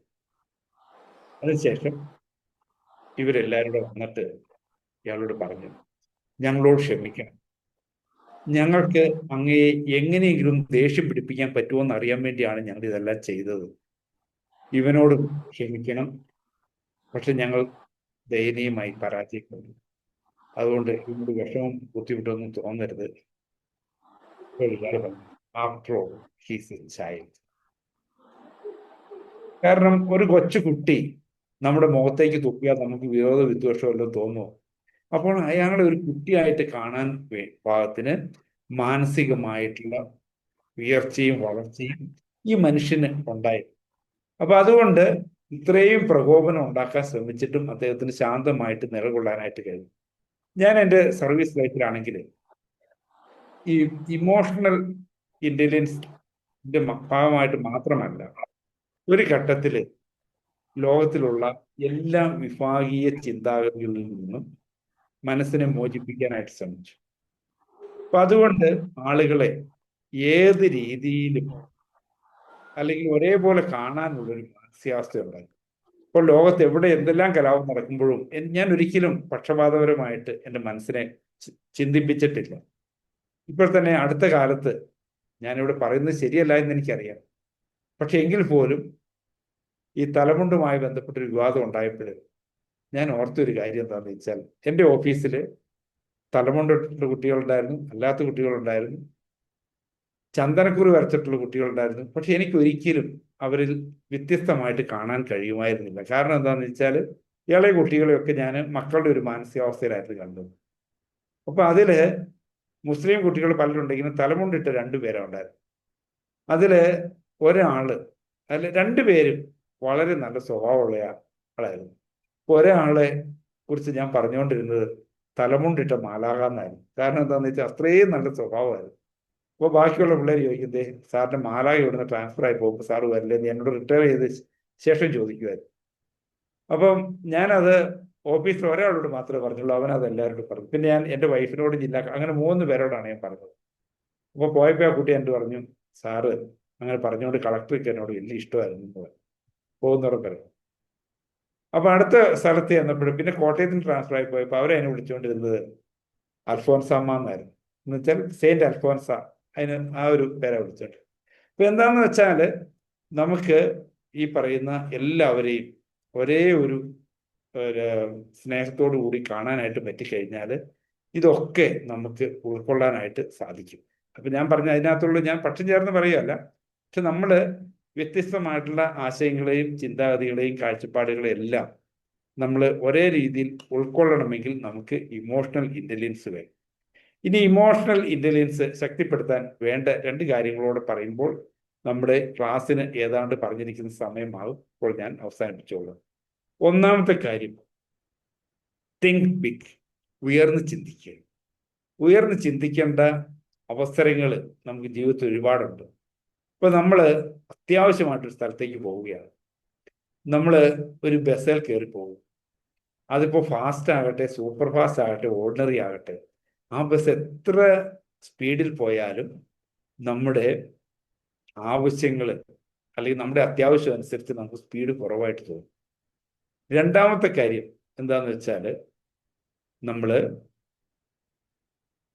ഈ ബസ്സിൽ കയറാനായിട്ട് നിൽക്കുന്നവരോടൊക്കെ നമുക്ക് ദേഷ്യമായിരിക്കും. പക്ഷെ നമ്മൾ മനസ്സിലാക്കേണ്ട ഒരു കാര്യം, ഇവർക്ക് ആർക്കും നമ്മുടെ അത്യാവശ്യത്തെക്കുറിച്ച് അറിയത്തില്ല. ബസ്സിലെ ഡ്രൈവർക്ക് അറിയത്തില്ല, കണ്ടക്ടർക്ക് അറിയത്തില്ല, വേറെ ആർക്കും അറിയത്തില്ല. അപ്പോൾ അതുകൊണ്ട് നമ്മൾ അവരോട് വിരോധിക്കുന്നതിലും വിദ്വേഷം കാണിക്കുന്നതിലും എന്തെങ്കിലും ന്യായമുണ്ടോ? ഒരു ന്യായവും ഇല്ല. അപ്പോൾ നമ്മൾ ഉയർന്ന് ചിന്തിച്ചാൽ നമുക്ക് ആരോടും പ്രത്യേകിച്ച് ബുദ്ധിമുട്ടും വിഷമമൊന്നും തോന്നണം എന്നില്ല. അതുപോലെ തന്നെ നമ്മൾ ഉയർന്ന് ചിന്തിക്കേണ്ട ഒരുപാട് അവസരങ്ങളുണ്ട്. ഇപ്പോൾ നമ്മൾ എവിടെയെങ്കിലും എന്തെങ്കിലും കാര്യത്തിന് ആളുകളോട് അടുത്ത് പോകുന്നു, പക്ഷെ നമ്മൾ ചിന്തിക്കുന്ന കാര്യങ്ങൾ നമുക്ക് മാത്രമേ അറിയാവുള്ളൂ. അപ്പോൾ അതുകൊണ്ട് നമ്മുടെ ചിന്താഗതി അനുസരിച്ച് മറ്റുള്ളവർ പെരുമാറണമെന്നോ പ്രവർത്തിക്കണമെന്നൊന്നും നമ്മൾ ആഗ്രഹിക്കരുത്. അങ്ങനെ ഉയർന്ന് ചിന്തിക്കേണ്ട അവസരങ്ങൾ ജീവിതത്തിൽ ഉണ്ടാകുമ്പോൾ നമ്മൾ ഉയർന്ന് ചിന്തിക്കുക. അതുപോലെ തന്നെ നമുക്ക് നമ്മുടെ മനസ്സിനെ ഒരുപാട് ഉയർത്തിക്കഴിഞ്ഞാൽ, ഒരു സിനിമയ്ക്കകത്ത് നായകൻ പറയുന്ന ഒരു അനിയത്തിയെ ഉപദേശിക്കുന്ന ഒരു രംഗമുണ്ട്. പറഞ്ഞെന്താന്ന് വെച്ചാൽ, ഏത് ചെറിയ പ്രശ്നത്തെയും ചെറിയ മനസ്സുകൊണ്ട് നമുക്ക് വലുതാക്കാനായിട്ട് പറ്റും. അതുപോലെ ഏത് വലിയ പ്രശ്നത്തെയും വലിയ മനസ്സുകൊണ്ട് നമുക്ക് ചെറുതായി കാണാനായിട്ട് സാധിക്കും. അതുകൊണ്ട് എനിക്ക് നിങ്ങളോടൊക്കെ പറയാനുള്ളത്, ഉയർന്ന് ചിന്തിക്കുക. അപ്പോൾ അങ്ങനെ വരുമ്പോൾ നമ്മുടെ ഇടയിലുണ്ടാകുന്ന, നമ്മുടെ മനസ്സിലുണ്ടാകുന്ന, നമ്മുടെ ജീവിതത്തിലുണ്ടാകുന്ന ഓരോ പ്രശ്നങ്ങളെയും നമുക്ക് ചെറുതായിട്ട് കാണാനായിട്ട് സാധിക്കും. ഇനി നമുക്ക് വേണ്ട ഏറ്റവും പ്രധാനപ്പെട്ട ഒരു കാര്യമാണ് ഒരു പോസിറ്റീവ് മെന്റൽ ആറ്റിറ്റ്യൂഡ്. പൊതുവിൽ പറയുന്നൊരു കാര്യമുണ്ട്, human mind is negatively programmed. പൊതുവെ ട്രെയിനേഴ്സിനെ കുറിച്ചൊക്കെ പറയുന്ന ഒരു പല്ലവിയുണ്ട്, ഒരു ഗ്ലാസ്സിൽ പകുതി വെള്ളം കൊണ്ടുവന്ന് വയ്ക്കും. എന്നിട്ട് ഇത് എങ്ങനെയാണെന്ന് ചോദിക്കുമ്പോൾ, ഹാഫ് ഫിൽഡ് എന്ന് പറയുന്നവർ എല്ലാവരും പോസിറ്റീവ് ആറ്റിറ്റ്യൂഡുകാരും, ഹാഫ് എംറ്റി എന്ന് പറയുന്നവർ നെഗറ്റീവ് ആറ്റിറ്റ്യൂഡുകാരുമാണെന്ന് പൊതുവെ വിലയിരുത്തും. ഇങ്ങനെ ഒരു സെമിനാറിൽ എല്ലാവരും തീരുമാനിച്ചു, ഇനി ഞങ്ങൾ പോസിറ്റീവായിട്ട് മാത്രമേ പറയുകയും ചിന്തിക്കുകയും ചെയ്യുകയും. അങ്ങനെ തീരുമാനിച്ചു. ഇവരെല്ലാവരും തന്നെ സ്വന്തം വാഹനത്തിലാണ് വന്നത്. അപ്പോൾ ഇവരുടെ വാക്കിന് എന്തോ ഒരു വിലയുണ്ട്, ഇവരുടെ ആറ്റിറ്റ്യൂഡ് എങ്ങനെയുണ്ടെന്ന് അറിയാൻ വേണ്ടി ഒരു വിദ്വാൻ എന്ത് ചെയ്തെന്ന് വെച്ചാൽ, എല്ലാ വണ്ടിയുടെയും ടയറിന്റെ പകുതി കാറ്റഴിച്ചു വിട്ടു. ഇത് കഴിഞ്ഞ് വന്നപ്പോൾ എല്ലാവരും ഭയങ്കരമായിട്ട് ബഹളം ഉണ്ടാക്കി. എൻ്റെ വണ്ടിയുടെ കാറ്റാറിൽ അഴിച്ചു വിട്ടത് ഇപ്പൊ കണ്ടാൽ ഞാൻ ശരിയാക്കും എന്നൊക്കെ പറഞ്ഞ് ഭയങ്കര പ്രശ്നമായി. അപ്പൊ അവരോട് ചോദിച്ചു, പകുതി കാറ്റഴിച്ചു വിട്ടു എന്ന് പറഞ്ഞാൽ അതിന്റെ അർത്ഥം എന്തായിരിക്കും? ഹാഫ് ഫിൽഡ്, പകുതി കാറ്റുണ്ടല്ലോ. അപ്പൊ പോസിറ്റീവ് ആറ്റിറ്റ്യൂഡ് ഉള്ള ആൾ എന്തായിരുന്നു ചെയ്യേണ്ടത്? ഹാഫ് ഫിൽഡ് എന്ന് കാണണമായിരുന്നു. അപ്പൊ നമുക്ക് പറയുന്ന പോലെ എളുപ്പമല്ല ജീവിതത്തിൽ പകർത്താനായിട്ട്. ഒരിക്കല് മദ്യപാനത്തിന്റെ ദൂഷ്യവശങ്ങളെ കുറിച്ച് ബോധ്യപ്പെടുത്തുന്നതിന് വേണ്ടി ഒരു ഡോക്ടർ, എന്നെപ്പോലുള്ള ഡോക്ടറല്ല, പ്രാക്ടീസിങ് ഡോക്ടർ, 2 ഗ്ലാസ് കൊണ്ടുവച്ചു. ഒരു ഗ്ലാസ്സിൽ വെള്ളവും ഒരു ഗ്ലാസ്സിൽ വിദേശ മദ്യവും ഒഴിച്ചു വെച്ചു. എന്നിട്ട് 2ലേക്കും ഓരോ മണ്ണിര ഇറക്കി. വെള്ളത്തിൽ ചാടിയ മണ്ണിരയ്ക്ക് കുഴപ്പമൊന്നും പറ്റിയില്ല. വിദേശ മദ്യത്തിൽ ചാടിയ മണ്ണിര അവരുടെ കാണുക വെച്ച് തന്നെ ലയിച്ചില്ലാതെ. ഇതിൽ നിന്ന് എന്താണ് മനസ്സിലാക്കാൻ പറ്റിയെന്ന് ചോദിച്ചപ്പോൾ, മദ്യപാനത്തോട് ആഭിമുഖ്യമുള്ളവർ പറഞ്ഞു, വേറെയുടെ എന്ത് അസുഖം ഉണ്ടെങ്കിലും വേറെ ഒരു മരുന്നും അന്വേഷിക്കേണ്ട. കാരണം എന്താ? നമുക്ക് വിദേശ മദ്യം കഴിച്ചാൽ മതി, ഉള്ളിൽ വെച്ച് തന്നെ ലയിച്ച് ഇല്ലാതെയായി പൊക്കോളും. അപ്പൊ നമ്മുടെ ആറ്റിറ്റ്യൂഡ് അനുസരിച്ചാണ് നമ്മൾ ഓരോ കാര്യങ്ങളും മനസ്സിലാക്കുക. അപ്പൊ അതുകൊണ്ട് 100% പോസിറ്റീവായിട്ടുള്ള ഒരാളും 100% നെഗറ്റീവായിട്ടുള്ള ഒരാളും. ഇനി എങ്ങനെ നമ്മളുടെ പോസിറ്റീവ് ആറ്റിറ്റ്യൂഡ് വർദ്ധിപ്പിക്കാം എന്നതിനെ കുറിച്ച് ഏതാനും ചില കാര്യങ്ങൾ പറയും. ഒന്നാമതായിട്ട്, നമ്മൾ അടുത്ത 24 മണിക്കൂർ സമയത്തേക്ക് എന്ന് പറഞ്ഞാൽ നാളെ ഈ സമയം വരെ പോസിറ്റീവായിട്ട് മാത്രം പറയുകയും ചിന്തിക്കുകയും ചെയ്യണം. സാധിക്കുമോ? നിങ്ങളൊന്ന് പ്രതികരിച്ചേ. പറ്റുമെങ്കിലേ പറയാവുള്ളൂ. നമ്മളെക്കുറിച്ച് ആരെങ്കിലും മോശമായിട്ട് പറഞ്ഞാൽ പ്രതികരിക്കാൻ പോകരുത്. ആരെക്കുറിച്ച് എന്തെങ്കിലും മോശമായ കഥകളുണ്ടെങ്കിൽ അത് പ്രചരിപ്പിക്കാൻ പോകരുത്. സാധിക്കുമോ? ഇല്ല ഇല്ല. ഇല്ല സർ. സാധിക്കുന്നവര് അപ്പൊ നമുക്ക് സാധിക്കാത്തവരുടെ കാര്യം പരിഹരിച്ചിട്ട് വേണമല്ലോ നമ്മൾ അടുത്തതിലേക്ക് പോകാൻ. നിങ്ങൾ ഒരു കാര്യം ചെയ്യുക. ഇത് ന്യൂറോ ലിംഗ്വിസ്റ്റിക് പ്രോഗ്രാമിലെ ഒരു കാര്യമാണ് നമ്മൾ ചെയ്യിക്കാൻ പോകുന്നത്. നിങ്ങളുടെ ജീവിതത്തിൽ ഏറ്റവും സന്തോഷവും ആത്മവിശ്വാസവും കിട്ടിയിട്ടുള്ള ഒരു കാര്യമാണ്. നിങ്ങൾക്ക് ഏറ്റവും സന്തോഷവും ആത്മവിശ്വാസവും കിട്ടിയിട്ടുള്ള ഒരു അവസരം എന്ന് പറഞ്ഞാൽ നിങ്ങളുടെ കഴിവുകൊണ്ട് നിങ്ങൾ എന്തെങ്കിലും നേടിയെടുത്തതായിരിക്കും. ഒരു മത്സരത്തിൽ ജയിച്ചതാകാം, അതല്ലെങ്കിൽ പരീക്ഷയ്ക്ക് നല്ല മാർക്ക് കിട്ടിയതാകാം, അല്ലെങ്കിൽ നിങ്ങളുടെ ടീം വിജയത്തിലേക്ക് പോകുന്നതാകാം. അങ്ങനെ എന്തെങ്കിലും ഒരു കാര്യം നിങ്ങളുടെ കഴിവുകൊണ്ട് നിങ്ങൾ നേടിയെടുത്തിട്ടുള്ള എന്തെങ്കിലും കാര്യം മനസ്സിലൊന്നോർത്തേ. ഇനി ഞാൻ ട്രിഗർ എന്ന് പറയുമ്പോൾ ഇങ്ങനെ കൈ ചുരുട്ടിയിട്ട് നോർത്ത്. ഓക്കെ, അപ്പൊ നിങ്ങളെല്ലാവരും ഒന്ന് കണ്ണുകൾ അടച്ചേ. നിങ്ങളുടെ ജീവിതത്തിൽ ഏറ്റവും സന്തോഷവും അഭിമാനവും തോന്നിയ ഒരു നിമിഷത്തിലേക്ക് നിങ്ങൾ പോവുകയാണ്. ഈ സംഭവം ഇപ്പോൾ നടക്കുന്നതായിട്ട് ഓർക്കുക. അത് കളർഫുൾ ആയിട്ട് വിഷ്വലൈസ് ചെയ്യുക. ആ സൗണ്ട്, മറ്റുള്ളവരുടെ പ്രതികരണങ്ങൾ, ഇതെല്ലാം നമ്മുടെ മനസ്സിലേക്ക് കൊണ്ടുവന്നേ. നമ്മൾ പൂർണ്ണമായി ഈ ഒരു അവസ്ഥയിലാണ്. ഓക്കെ, ട്രിഗർ കൈ ചുരുട്ടിട്ട് നിർത്തേ.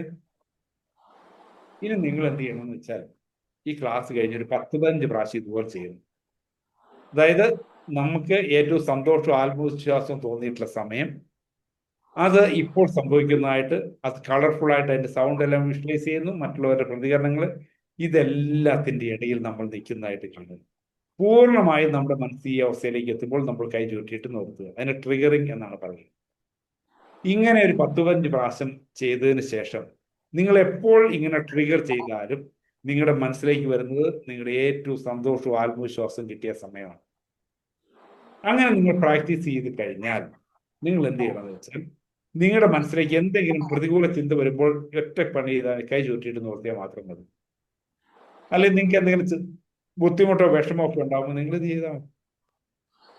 ഒരു സംശയം വേണ്ട. നിങ്ങൾക്ക് സന്തോഷകരമായിട്ടുള്ള അവസ്ഥയിൽ അല്ലെങ്കിൽ ഒരു പോസിറ്റീവ് ആറ്റിറ്റ്യൂഡിൽ മനസ്സിനെ നിലനിർത്താനായിട്ട് സാധിക്കും. ഏത് സമയത്ത് നിങ്ങൾക്ക് പ്രശ്നം ഉണ്ടായിക്കോ, അല്ലെങ്കിൽ എന്തെങ്കിലും പ്രതികൂലമായിട്ടുള്ള ചിന്ത വരുമ്പോൾ, അല്ലെങ്കിൽ ഒരു വിഷമം വരുമ്പോൾ, ഒരു ബുദ്ധിമുട്ട് വരുമ്പോൾ, അല്ലെങ്കിൽ മറ്റവരുടെ മുമ്പിൽ നിങ്ങൾ ചെറുതായി പോകുമ്പോൾ നിങ്ങൾ ഈ ഒരൊറ്റ കാര്യം ചെയ്തു. പക്ഷെ 15 പ്രാവശ്യം വളരെ ആത്മാർത്ഥമായിട്ട് ഞാൻ പറയുന്നവർ ചെയ്യും. അങ്ങനെ ആയി കഴിയുമ്പോൾ നിങ്ങൾക്ക് ഒരു ദിവസമല്ല, പിന്നീട് ഒരാഴ്ചയും കൂടെ വേണമെങ്കിൽ പോസിറ്റീവായിട്ട് പറയുകയും ചിന്തിക്കുകയും ചെയ്യും. ഇങ്ങനെ സാധിച്ച് 8 ദിവസം. അപ്പൊ ആദ്യം 1 ദിവസം, പിന്നീട് 7 ദിവസം, അങ്ങനെ 8 ദിവസം നമ്മൾ പോസിറ്റീവായിട്ട് മാത്രം സംസാരിക്കുകയും ചിന്തിക്കുകയും ചെയ്യും. അതിനുശേഷം ഒരു 2 ദിവസം യാഥാർത്ഥ്യ ബോധത്തോടുകൂടി ചിന്തിക്കുക. നിങ്ങൾ 8 ദിവസം ആത്മാർത്ഥമായിട്ടാണ് ചെയ്തത് എങ്കിൽ നിങ്ങളുടെ സംസാരത്തിലും ചിന്തയിലും വളരെ ഗുണപരമായിട്ടുള്ള മാറ്റം ഉണ്ടായതായിട്ട് അനുഭവത്യമാകും. ഇതിന്റെ ഏറ്റവും വലിയ ഗുണഭോക്താക്കൾ ആരാണ്? നിങ്ങളുടെ ഭാര്യ, കുട്ടികൾ, നിങ്ങളുടെ സഹപ്രവർത്തകർ, ഇവരെല്ലാവരും ഇതിന്റെ പ്രയോജനം ലഭിക്കുന്നവരായിരിക്കും. ഇനി ഇതിലേറ്റവും പ്രധാനപ്പെട്ട ഒരു കാര്യമുണ്ട്. എന്താണെന്നറിയോ? ആരോടും മനസ്സിൽ ശത്രുത കൊണ്ടുവന്നിട്ട് നിങ്ങളോടുള്ള സത്യം പറയാമല്ലോ, എനിക്ക് കുറെ പേരോട് നല്ല ശത്രുതയുണ്ട്. അവരെനിക്ക് അതുപോലെ ഉപദ്രവം ചെയ്തിട്ടാന്ന് വിചാരിച്ചു. പക്ഷേ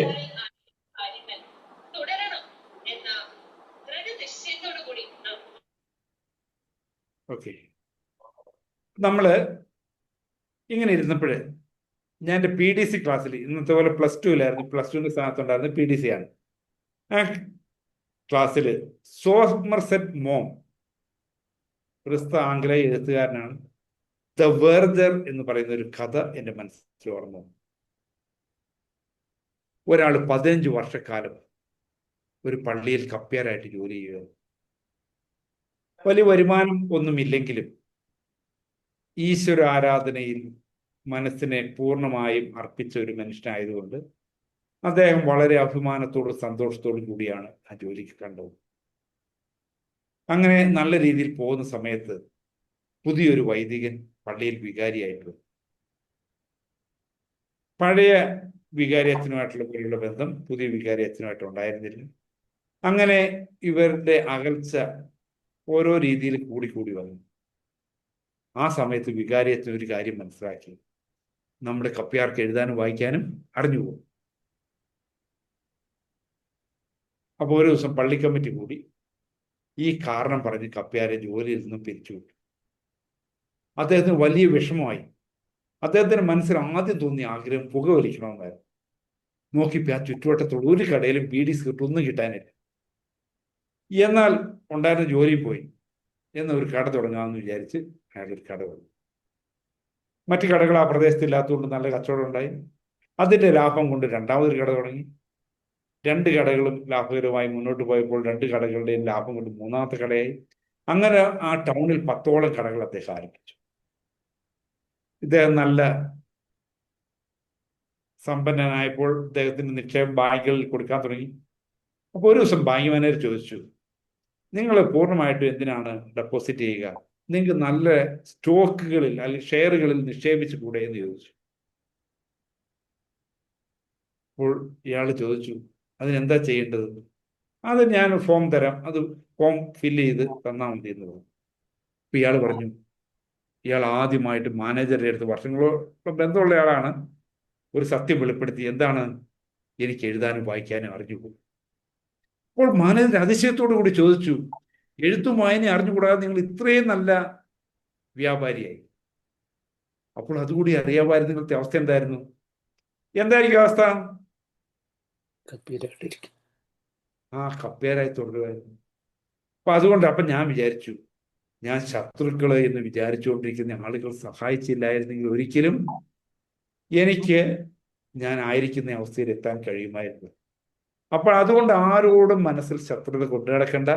ഈ ശത്രുക്കൾ ഏതെങ്കിലും രീതിയിൽ നിങ്ങളെ പരോക്ഷമായി സഹായിച്ചിട്ടുള്ള ആളുകൾ നിങ്ങൾ എപ്പോഴും ഓർക്കുക, ഒരു ശത്രു നമ്മളോട് ചെയ്യുന്നതിനേക്കാൾ കൂടുതൽ ദ്രോഹം ചെയ്യുന്നത് നമുക്ക് ആരോടെങ്കിലുമുള്ള ശത്രുതയാണ്.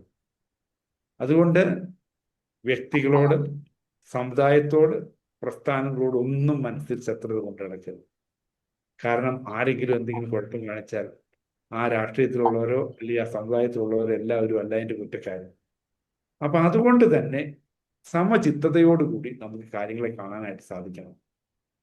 പരമഹംസ യോഗാനന്ദ എഴുതിയ ഒരു യോഗിയുടെ അത്ഭുതം എന്ന് പറയുന്ന ഒരു പുസ്തകമുണ്ട്. അതില് ഇദ്ദേഹത്തിന്റെ പിതാവിന് റെയിൽവേയിൽ നിന്ന് വർഷങ്ങൾക്ക് മുമ്പ് 1.5 ലക്ഷം രൂപ കിട്ടാനുണ്ടായിരുന്നു. അദ്ദേഹം അത് വാങ്ങാനായിട്ട് കൂട്ടാക്കിയില്ല, അതിനുവേണ്ടി മെനക്കെട്ടില്ല. അതിന് പറയുന്നൊരു കാരണം, അദ്ദേഹം സമചിത്തതാ ഭാവം ഉണ്ടായിരുന്ന ആളായിരുന്നു. എന്താണ് സമചിത്തതയുടെ പ്രത്യേകത? ഒരു കാര്യമേ ഉള്ളൂ, നമ്മൾ വെറും കൈയോടെ ഭൂമിയിൽ നിന്ന് വന്നിട്ട് വെറും കൈയോടെ ഭൂമിയിലേക്ക് പോകാനുള്ളവരാണ് എന്ന് മനസ്സിലാക്കുവാനുള്ള ഒരു സാമാന്യ ജ്ഞാനം, അതാണ് മനുഷ്യ സമചിത്തതയിലേക്ക് കൊണ്ടുപോവുക. അലക്സാണ്ടർ രാജാവിനെ കുറിച്ച് നമ്മൾ കേട്ടിട്ടുണ്ട്. ലോകം മുഴുവൻ, ഞാൻ ആദ്യം പറഞ്ഞ വാചകം തന്നെ അരിസ്റ്റോട്ടലിന്റെ വാചകം അദ്ദേഹത്തിന്റെ ശിഷ്യനായ അലക്സാണ്ടർക്ക് പറഞ്ഞു കൊടുത്ത 10 കാര്യങ്ങളിൽ ഒന്നാണ്. അപ്പോൾ അലക്സാണ്ടർ മരണാസന്നനായ സമയത്ത് അദ്ദേഹം ഏതാനും മണിക്കൂറുകൾക്കകം മരിക്കുമെന്ന് ഡോക്ടർമാർ വിധി എഴുതി. അപ്പോൾ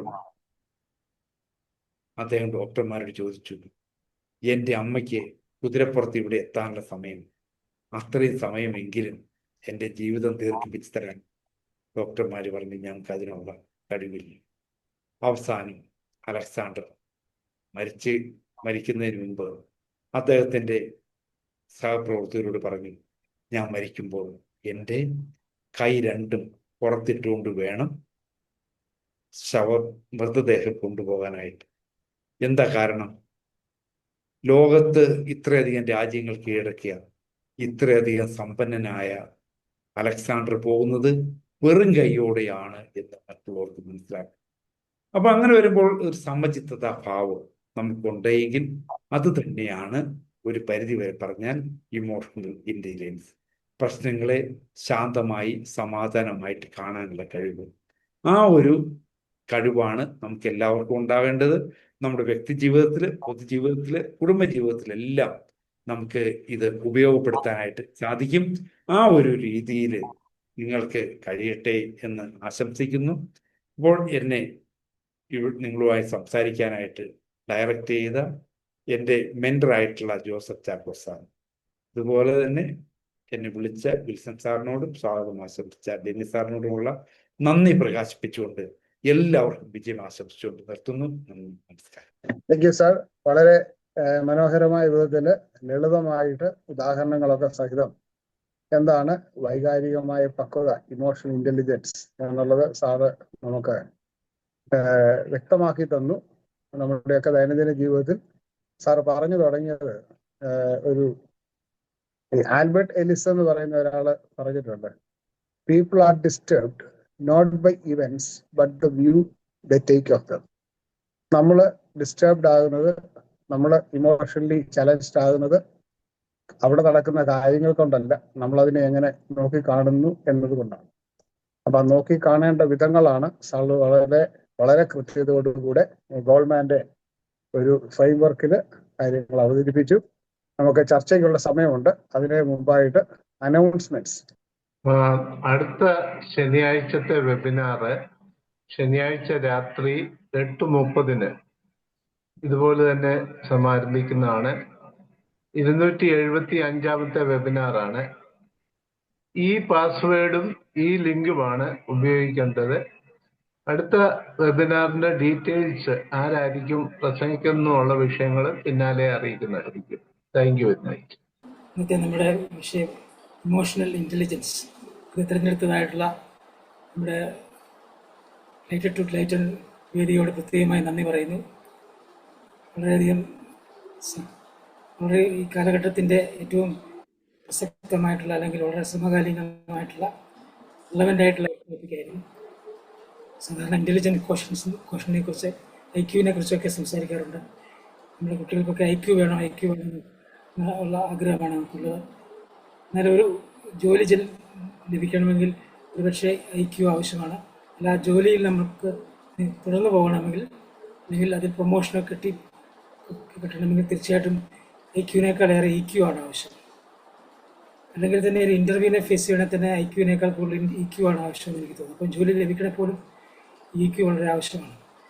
തീർച്ചയായിട്ടും ഇവിടെ ഡാനിയൽ ഗോൾമാൻ്റെ പുസ്തകത്തിനെ കുറിച്ച് പറഞ്ഞു. ഇമോഷണൽ ഇൻ്റലിജൻസ് എന്ന പുസ്തകം ഇതിൻ്റെ അടിസ്ഥാനമായിട്ട് ഇതിനകത്ത് പറഞ്ഞ അഞ്ച് കമ്പോണൻസ് ഇങ്ങനെ എന്തൊക്കെയാണ് ആവശ്യം എന്നുള്ളത്: സെൽഫ് അവെയർനെസ്, സെൽഫ് റെഗുലേഷൻ അല്ലെങ്കിൽ സെൽഫ് മാനേജ്മെൻറ്റ്, സെൽഫ് മോട്ടിവേഷൻ, അതുപോലെ എംപതി.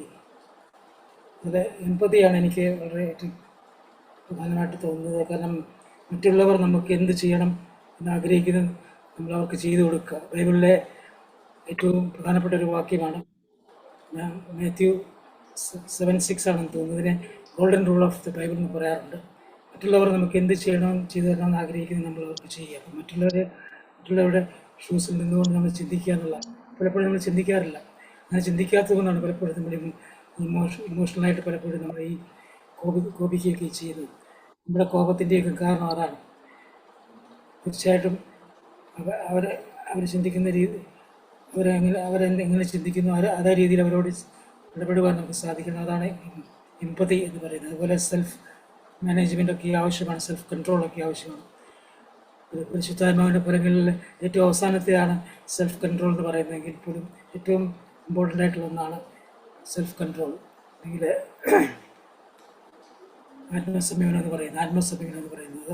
തീർച്ചയായിട്ടും അത് ഈ പറയുന്ന ഇമോഷണൽ ഇൻ്റലിജൻസിൻ്റെ ഏറ്റവും വലിയ ഒരു കാര്യമാണ്. പിന്നീട് പോസിറ്റീവ് മെൻ്റൽ ആറ്റിറ്റ്യൂഡിനെ കുറിച്ചൊക്കെയും പറഞ്ഞു. പോസിറ്റീവ് മെൻ്റൽ ആറ്റിറ്റ്യൂഡ് ഉണ്ടെങ്കിൽ തീർച്ചയായിട്ടും നമുക്ക് ഈ പറയുന്നതായിട്ടുള്ള ഇമോഷണൽ ഇൻ്റലിജൻസ് കീപ്പ് ചെയ്യാൻ സാധിക്കും. സമചിത്തത ഏറ്റവും ഇമ്പോർട്ടൻ്റ് ആയിട്ടുള്ള കാര്യമാണ്. അതെങ്ങനെ നേടിയെടുക്കാമെന്നൊക്കെ സാർ പറഞ്ഞു. NLPയുടെ ആങ്കറിങ് മെത്തേഡിനെ കുറിച്ചൊക്കെ, ആങ്കറിങ് മെത്തേഡ് ഉപയോഗിച്ചിട്ട് അതെങ്ങനെ ചെയ്യാവുന്ന വളരെ ഭംഗിയായിട്ടത് കാണിച്ചു തന്നു. തീർച്ചയായിട്ടും അത് വളരെയധികം ഉപകരിച്ചിട്ടുണ്ട്. ഒരാഴ്ച നമ്മൾ അങ്ങനെ ശീലിച്ചു കഴിഞ്ഞാൽ അത് പിന്നെ നമുക്ക് മുന്നോട്ട് കൊണ്ടുപോകാൻ സാധിക്കും എന്നുള്ളതിന് സംശയമില്ല. തീർച്ചയായിട്ടും ഈ ഇമോഷണൽ ക്വഷ്യൻറ്റ്, ഇമോഷണൽ ഇൻ്റലിജൻസ് അത് തീർച്ചയായിട്ടും ഇന്നത്തെ കാലഘട്ടത്തിൽ ഏറ്റവും ആവശ്യമാണ്. പ്രത്യേകിച്ചും പുതിയ തലമുറയ്ക്ക് ആവശ്യമാണെന്ന് പറയുമ്പോൾ നമുക്കുണ്ടെന്ന് നമ്മൾ വിചാരിക്കും. പലപ്പോഴും നമ്മളാണ് അവർക്ക് മാതൃകയായി കൊടുക്കേണ്ടത്. അതുകൊണ്ട് നമ്മുടെ മാതൃകയാണ് അവർ സ്വീകരിക്കുന്നത്. അതുകൊണ്ട് ഈ തലമുറകൾ തമ്മിലുള്ള വിടവ് അല്ലെങ്കിൽ ജനറേഷൻ ഗ്യാപ്പ് എന്നൊക്കെ പറയുന്നത് കമ്മ്യൂണിക്കേഷൻ ഗ്യാപ്പാണ്. നമ്മളെക്കുറിച്ച് നമ്മുടെ മുതിർന്ന തലമുറ പറഞ്ഞ കാര്യമൊക്കെയാണ് നമ്മളിപ്പോഴും ഇപ്പോഴത്തെ തലമുറയെക്കുറിച്ച് നമ്മൾ പറയുന്നത്. അപ്പോൾ അതുകൊണ്ട് നമ്മൾ ചെയ്ത കാര്യങ്ങളൊക്കെ തന്നെയായിരിക്കും അവർ ചെയ്യുന്നത്. പലപ്പോഴും അത് മനസ്സിലാക്കുവാനുള്ള കഴിവ് നമുക്കില്ല, അവരുടെ ഭാഷ മനസ്സിലാക്കുവാൻ സാധിക്കുന്നില്ല. അതുകൊണ്ടാണ് പലപ്പോഴും നമുക്ക് ഈ സെൽഫ് കൺട്രോളൊക്കെ നഷ്ടപ്പെടുന്നത്. അല്ലെങ്കിൽ നമ്മൾക്ക് ഇതൊക്കെ തീർച്ചയായിട്ടും ഞാൻ അധികം സമയം എടുക്കുന്നില്ല. സാറ് പറഞ്ഞത് നമ്മുടെ സാർ വളരെ വളരെ നല്ല പോയിന്റ്സാണ്, വളരെ റിലവൻ്റ് ആയിട്ടുള്ള പോയിന്റ്സ്, വളരെ ഭംഗിയായിട്ട് അതൊക്കെയും കഥയിലൂടെയും അതുപോലെ അനേക സംഭവങ്ങളിലൂടെയും അനേക വ്യക്തികളുടെ കോട്ട്സൊക്കെ ഉപയോഗിച്ച് അരിസ്റ്റോട്ടിൽ മുതൽ അബ്ദുൽ കലാം വരെയുള്ള ആൾക്കാരുടെ കോട്ട്സൊക്കെ ഉപയോഗിച്ചുകൊണ്ട് വളരെ ഭംഗിയായിട്ട് അവതരിപ്പിച്ചു. നല്ല വിഷയമായിരുന്നു, നല്ല രീതിയിൽ അവതരിപ്പിച്ചതായിട്ടുള്ള സബൂറി സാറിനെ പ്രത്യേകം അഭിനന്ദിച്ചുകൊണ്ട് ഞാൻ വാക്കുകൾ അവസാനിപ്പിക്കുന്നു. Back to good evening doctor Sabu Varghese. എൻ്റെ ടേൺ ആണോ? ഞാനാണോ? അതെ അതെ അതെ അതെ. ഓക്കെ, താങ്ക് യു സാറേ. ഞാൻ പറയാൻ വന്നത് എല്ലാവരും പോസിറ്റീവ് തിങ്കിങ് ആണ് പൊതുവെ.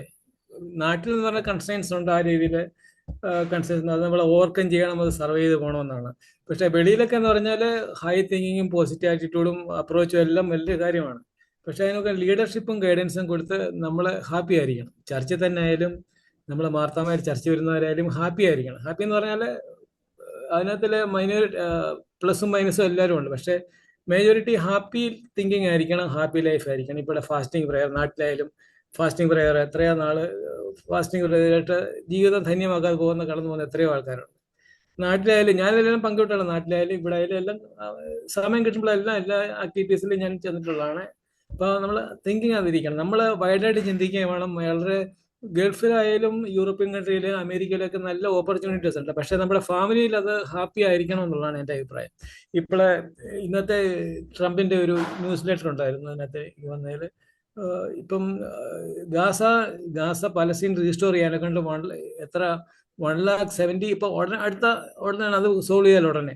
അപ്പം നമ്മുടെ പിള്ളേർ നമ്മൾ ഈ തിങ്ക് ചെയ്തുകൊണ്ടിരിക്കുന്ന നാട്ടിലെന്തുവാ, ഇവിടെ ആയാലും നമ്മളത് വൈഡായിട്ട് ഓപ്പൺ ചെയ്ത് നമ്മൾ പ്രവർത്തിക്കണം. നമ്മുടെ പിള്ളേരായാലും നമ്മളൊരു ഓഫീസ് ഡോക്യുമെന്റേഷൻ അങ്ങനെയുള്ള കാര്യം നമ്മളും ചിന്തിച്ച് അവിടെ പ്രവർത്തിക്കണം. നമ്മൾ മാർത്തോമാ സഭയിൽ എത്രയോ കഴിവുള്ള ആൾക്കാരും എത്രയോ ഓപ്പർച്യൂണിറ്റീസ് നമ്മളത് യൂസ് ചെയ്യണം. അപ്പം നമ്മുടെ പിള്ളേരായാലും വളർന്നു വരുമ്പോൾ ഒരു കൾച്ചർ നല്ലൊരു ഡെവലപ്പ് ചെയ്യാനും സാധിക്കും. അങ്ങനെ വരുന്ന സമയത്ത് നമ്മുടെ പിള്ളേർ നമ്മൾ ഓപ്പർച്യൂണിറ്റി തിങ്കിങ് വളരെ പിള്ളേരെല്ലാം സ്നേഹമായിട്ട് പോകും. നല്ല ഇതൊക്കെ ആയിട്ട് പിള്ളേരെല്ലാം വളരും, നല്ല ഓട്ടോമാറ്റിക്കായിട്ട് എല്ലാം വളരും. നമ്മൾ പക്ഷേ ഈ ഇടുങ്ങിയ ചിന്താഗതി കൊണ്ടിരിക്കുക, ഇടുങ്ങിയെന്ന് പറഞ്ഞാൽ വൈഡായിട്ട് ചിന്തിക്കണം. നമ്മൾ അമേരിക്കയിൽ പോകുന്ന എത്രയോ പിള്ളേരുണ്ട്, നാട്ടിലായാലും എന്തോ കാണിക്കുന്നതല്ല, അവരവിടെ വളർന്നു വരുന്നു. പക്ഷെ നാട്ടിൽ പോകാത്ത എത്രയോ ആൾക്കാരുണ്ട്, ഗൾഫിൽ പോകുന്ന പിള്ളേരെ നാട്ടിൽ വിട്ട് എത്രയോ പിള്ളേരുണ്ട്. അവർക്കപ്പോൾ അവിടെ മാതാപിതാക്കളായാലും അവർക്ക് ഇപ്പോഴെല്ലാം മാറിയെന്നല്ല, പക്ഷെ മാറി നല്ലതായിട്ട് വന്നാൽ എല്ലാവരും നല്ലതായിരിക്കും. നമ്മൾ കുറച്ച് വൈഡായിരിക്കും, ഓപ്പൺ തിങ്കിങ് ആയിരിക്കണം. നമ്മൾ നല്ല കൾച്ചർ ഡെവലപ്പ് ചെയ്യണം. അങ്ങനെയൊക്കെ വരുന്ന സമയത്ത് നമുക്ക് സന്തോഷമായിരിക്കും. ചർച്ചയിലായാലും അച്ഛന്മാർക്കും സന്തോഷമായിരിക്കും. ആ രീതിയിൽ പോകണമെന്ന്. ഇപ്പം നമ്മൾ വെളിയിലൊക്കെ നല്ല ഓപ്പർച്യൂണിറ്റി നല്ലതുണ്ട്. നമ്മുടെ കഴിവുള്ള ആൾക്കാർ നമ്മൾ ആരും പ്രവർത്തിക്കുന്നില്ല, അവർക്ക് എന്തെങ്കിലും ഡ്രോബാക്ക് വരുമ്പോൾ ആ രീതിയിൽ അവർ ചിന്തിക്കുന്നു. നമ്മൾ ദൈവം നിറവേറണം, അങ്ങനെ രീതിയിലൊക്കെ ചിന്തിക്കണം. നമ്മൾ ഓപ്പർച്യൂണിറ്റീസ് ഇപ്പോൾ ഗാസ, ഇവിടെ പലസ്തീനിൽ, ഇസ്രായേലൊക്കെ ആകുമ്പോൾ ഞാൻ ഈ യൂട്യൂബിലൊക്കെ എനിക്ക് എഴുതാൻ അവസരം കിട്ടിയിട്ടുണ്ട്, ഞാനതിൽ പ്രവർത്തിക്കുന്നതൊക്കെ ഉണ്ട്. പക്ഷേ നമുക്ക് ദൈവം നിറഞ്ഞാൽ ഇസ്രായേലിലൊക്കെ പോയി നമ്മുടെ പിള്ളേരൊക്കെയാണ്, നമ്മൾ കഴിവുള്ള പിള്ളേരൊക്കെ അവിടെ പ്രവർത്തിക്കുക, അവരെ കണ്ട് നമ്മുടെ പിള്ളേർ ആ രീതി വളരണം. ഇനി അതായിരിക്കണം വേണ്ടിയത്. നാട്ടിലെന്തോ നമുക്ക് പ്രവർത്തിക്കാനൊക്കെ, വെളിയിലൊക്കെ നമുക്ക് ശരിക്കും ഓപ്പൺ തിങ്കിങ് ആയിരിക്കും, നമുക്ക് നല്ല അപ്രോച്ച് കിട്ടും, നല്ല മാനേജ്മെന്റ് ആയാലും നല്ല ക്ലിയർ ആയിരിക്കും. നാട്ടിൽ ഇത്രയും ഇത് വരത്തില്ല. നമ്മളങ്ങനെ പ്രവർത്തിച്ചാൽ നല്ല ദൈവം നിറവേറണമെന്ന് എൻ്റെ അഭിപ്രായം. Anyway, thank you doctor, thank you. Thank you. Philip സാറേ. എല്ലാവർക്കും നമസ്കാരം. പ്രിയപ്പെട്ട സബുവറി സാർ, ഇൻ്റലിജൻസ് ഇമോഷണലായിട്ടുള്ള അനുഭവത്തെക്കുറിച്ച് വളരെ വിശദമായിട്ട് പല ഉദാഹരണങ്ങളിലൂടെ പറഞ്ഞു. എല്ലാം പറഞ്ഞ കാര്യങ്ങൾ വളരെ അർത്ഥവത്താണ്. ഞാനൊരു 2 മിനിറ്റ് എടുത്ത് എൻ്റെ ഒരു അനുഭവം പറയട്ടെ. വളരെ കാലം മുൻപ് നടന്നതാണ്. പലപ്പോഴും നമുക്ക് മറ്റുള്ളവരോട് സ്നേഹത്തോടും സമാധാനത്തോടും സംസാരിക്കാൻ പറ്റാത്ത പല സാഹചര്യങ്ങളുണ്ട്. പിൽക്കാലത്ത് സാറ് പറഞ്ഞ സാറിന് ഒരുപാട് ശത്രുക്കളുണ്ടെന്ന്. അതുപോലെ പലർക്കും ഉണ്ടാകും. സത്യസന്ധമായിട്ട് വരുവാനവർക്ക് ശത്രുക്കളുണ്ടാകും. ഞാൻ ഒരിക്കൽ ക്ലാസ്സിലേക്ക് ചെല്ലുമ്പോൾ അവിടെ BCom-CA പഠിക്കുന്ന 2 കുട്ടികൾ, ഒരു പെൺകുട്ടിയുടെ കയ്യിൽ ഒരു ആൺകുട്ടി കയറി പിടിച്ചുകൊണ്ട് നിൽക്കുകയാണ്. എന്ത് ചെയ്തിട്ട് ഇവിടെ നിലവൾ കടന്ന് ഭയങ്കര കരച്ചിലാണ്. മറ്റു കുട്ടികളെല്ലാം സ്തബ്ധരായിട്ട് കണ്ടുകൊണ്ട് നിൽക്കുകയാണ്. ഞാൻ എത്ര പറഞ്ഞിട്ട് ഈ പയ്യൻ, ഇവൻ വളരെ ആരോഗ്യമുള്ളൊരു നല്ല വലിയ പയ്യനാണ്, വിടുന്നില്ല. ഞാൻ ഓടി HOD റൂമിൽ ചെന്ന്, ഒരു ലേഡിയാണവർ, BCom-CA ക്ലാസ്സാണ്, അവരോട് പറഞ്ഞ സംഭവം. അവർ ഓടി വന്നു, അവരുടെ കൂടെ ഒന്ന് ടീച്ചേഴ്സും വന്ന് ഇവനെ പിടിച്ചു മാറ്റി, ഇവനെ ക്ലാസ്സിൽ നിന്ന് പുറത്താക്കി. സംഭവം അങ്ങ് കഴിഞ്ഞു. ഞാൻ കുറേ കാലം കഴിഞ്ഞപ്പോൾ ആ സംഭവം അങ്ങ് മറന്നു. പക്ഷെ പിറ്റേ വർഷം വന്നപ്പോൾ ഇവൻ തോറ്റു, എല്ലാ വിഷയവും തോറ്റ്. ഇവനെ ഹാജരില്ലാതെ സസ്പെൻഡ് ചെയ്ത് കോളേജിൽ നിന്ന് പുറത്താക്കി. ഇവൻ HOD ചെന്ന് കയർത്ത് ബഹളം ഉണ്ടാക്കിയപ്പോൾ HOD പറഞ്ഞു, ഞാനല്ല ഇതിന് കാരണം, നിങ്ങളുടെ മലയാളം സാറാണ്, സാറ് പറഞ്ഞിട്ടാണെന്ന് പറഞ്ഞു. അവൻ എന്നോടായി വൈരാഗ്യം. പക്ഷേ ഭാഗ്യവശാൽ അവൻ ആ നാട്ടുകാരനല്ലാത്തോണ്ട് രക്ഷപ്പെട്ട്. മലപ്പുറം ജില്ലയിലെ എവിടെയായിരുന്നു. അവനങ്ങ് തിരികെ പോയി. പിന്നീട് ഞങ്ങളൊന്നും കണ്ടിട്ടില്ല. പക്ഷേ അവൻ്റെ വൈരാഗ്യം ഇപ്പോഴും തീർന്നിട്ടുണ്ടെന്ന് എനിക്ക് തോന്നുന്നില്ല. ഞാൻ ഇന്നസെൻ്റ് ആണത്. ഇങ്ങനെയുള്ള സാഹചര്യങ്ങൾ വരുമ്പോൾ നാം എന്ത് ചെയ്യണം? നമുക്ക് സ്വയം ഒരു തീരുമാനമെടുത്ത് നടപ്പിലാക്കാൻ സാധിക്കാതെ വരുമ്പോൾ, മറ്റുള്ളവരുടെ സഹായം നേടുമ്പോൾ നമുക്കത് വിഷമമായിട്ട് വരിക, നമ്മൾ ശത്രുത ഉണ്ടാക്കുക എന്നൊരു അനുഭവം ഉണ്ടായാൽ നമുക്ക് എന്ത് ചെയ്യാൻ സാധിക്കും? ഈ സാറ് പറഞ്ഞ അനുഭവങ്ങളും കാര്യങ്ങളൊക്കെ നമുക്കറിയാമെങ്കിലും ഇങ്ങനെയുള്ള സാഹചര്യത്തിൽ നമുക്ക് എന്ത് ചെയ്യാൻ സാധിക്കുമെന്നുള്ളതാണ് ഒരനുഭവം. ഇങ്ങനെ 2-3 അനുഭവം എനിക്കുണ്ടായിട്ടുണ്ട്. ഒരിക്കലൊരു കുട്ടി കിണറ്റിലിറങ്ങി അതിൽ തിരികെ കയറാൻ പാടില്ലാതെ വന്നപ്പോൾ, 10-60 വർഷം മുൻപ് നടന്ന സംഭവമാണ്. ആ കുട്ടിയോട് ശത്രുതയാണ് മറ്റു കുട്ടികൾക്കില്ല. ഇവൻ മുകളിലേക്ക് വരുമ്പോൾ ഇരുന്ന കയറിൽ ഇവൻ ബോധം കിട്ടും. ഇവൻ താഴെ പോകുക എന്നുള്ള ഒരു അനുഭവം അതിൽ ഭയങ്കരമായിട്ട് എൻ്റെ മനസ്സിനെ മതിച്ചു. ഭാഗ്യവശാലും താഴെ പോകാതെ മുകളിൽ വന്ന് രക്ഷപ്പെട്ടു.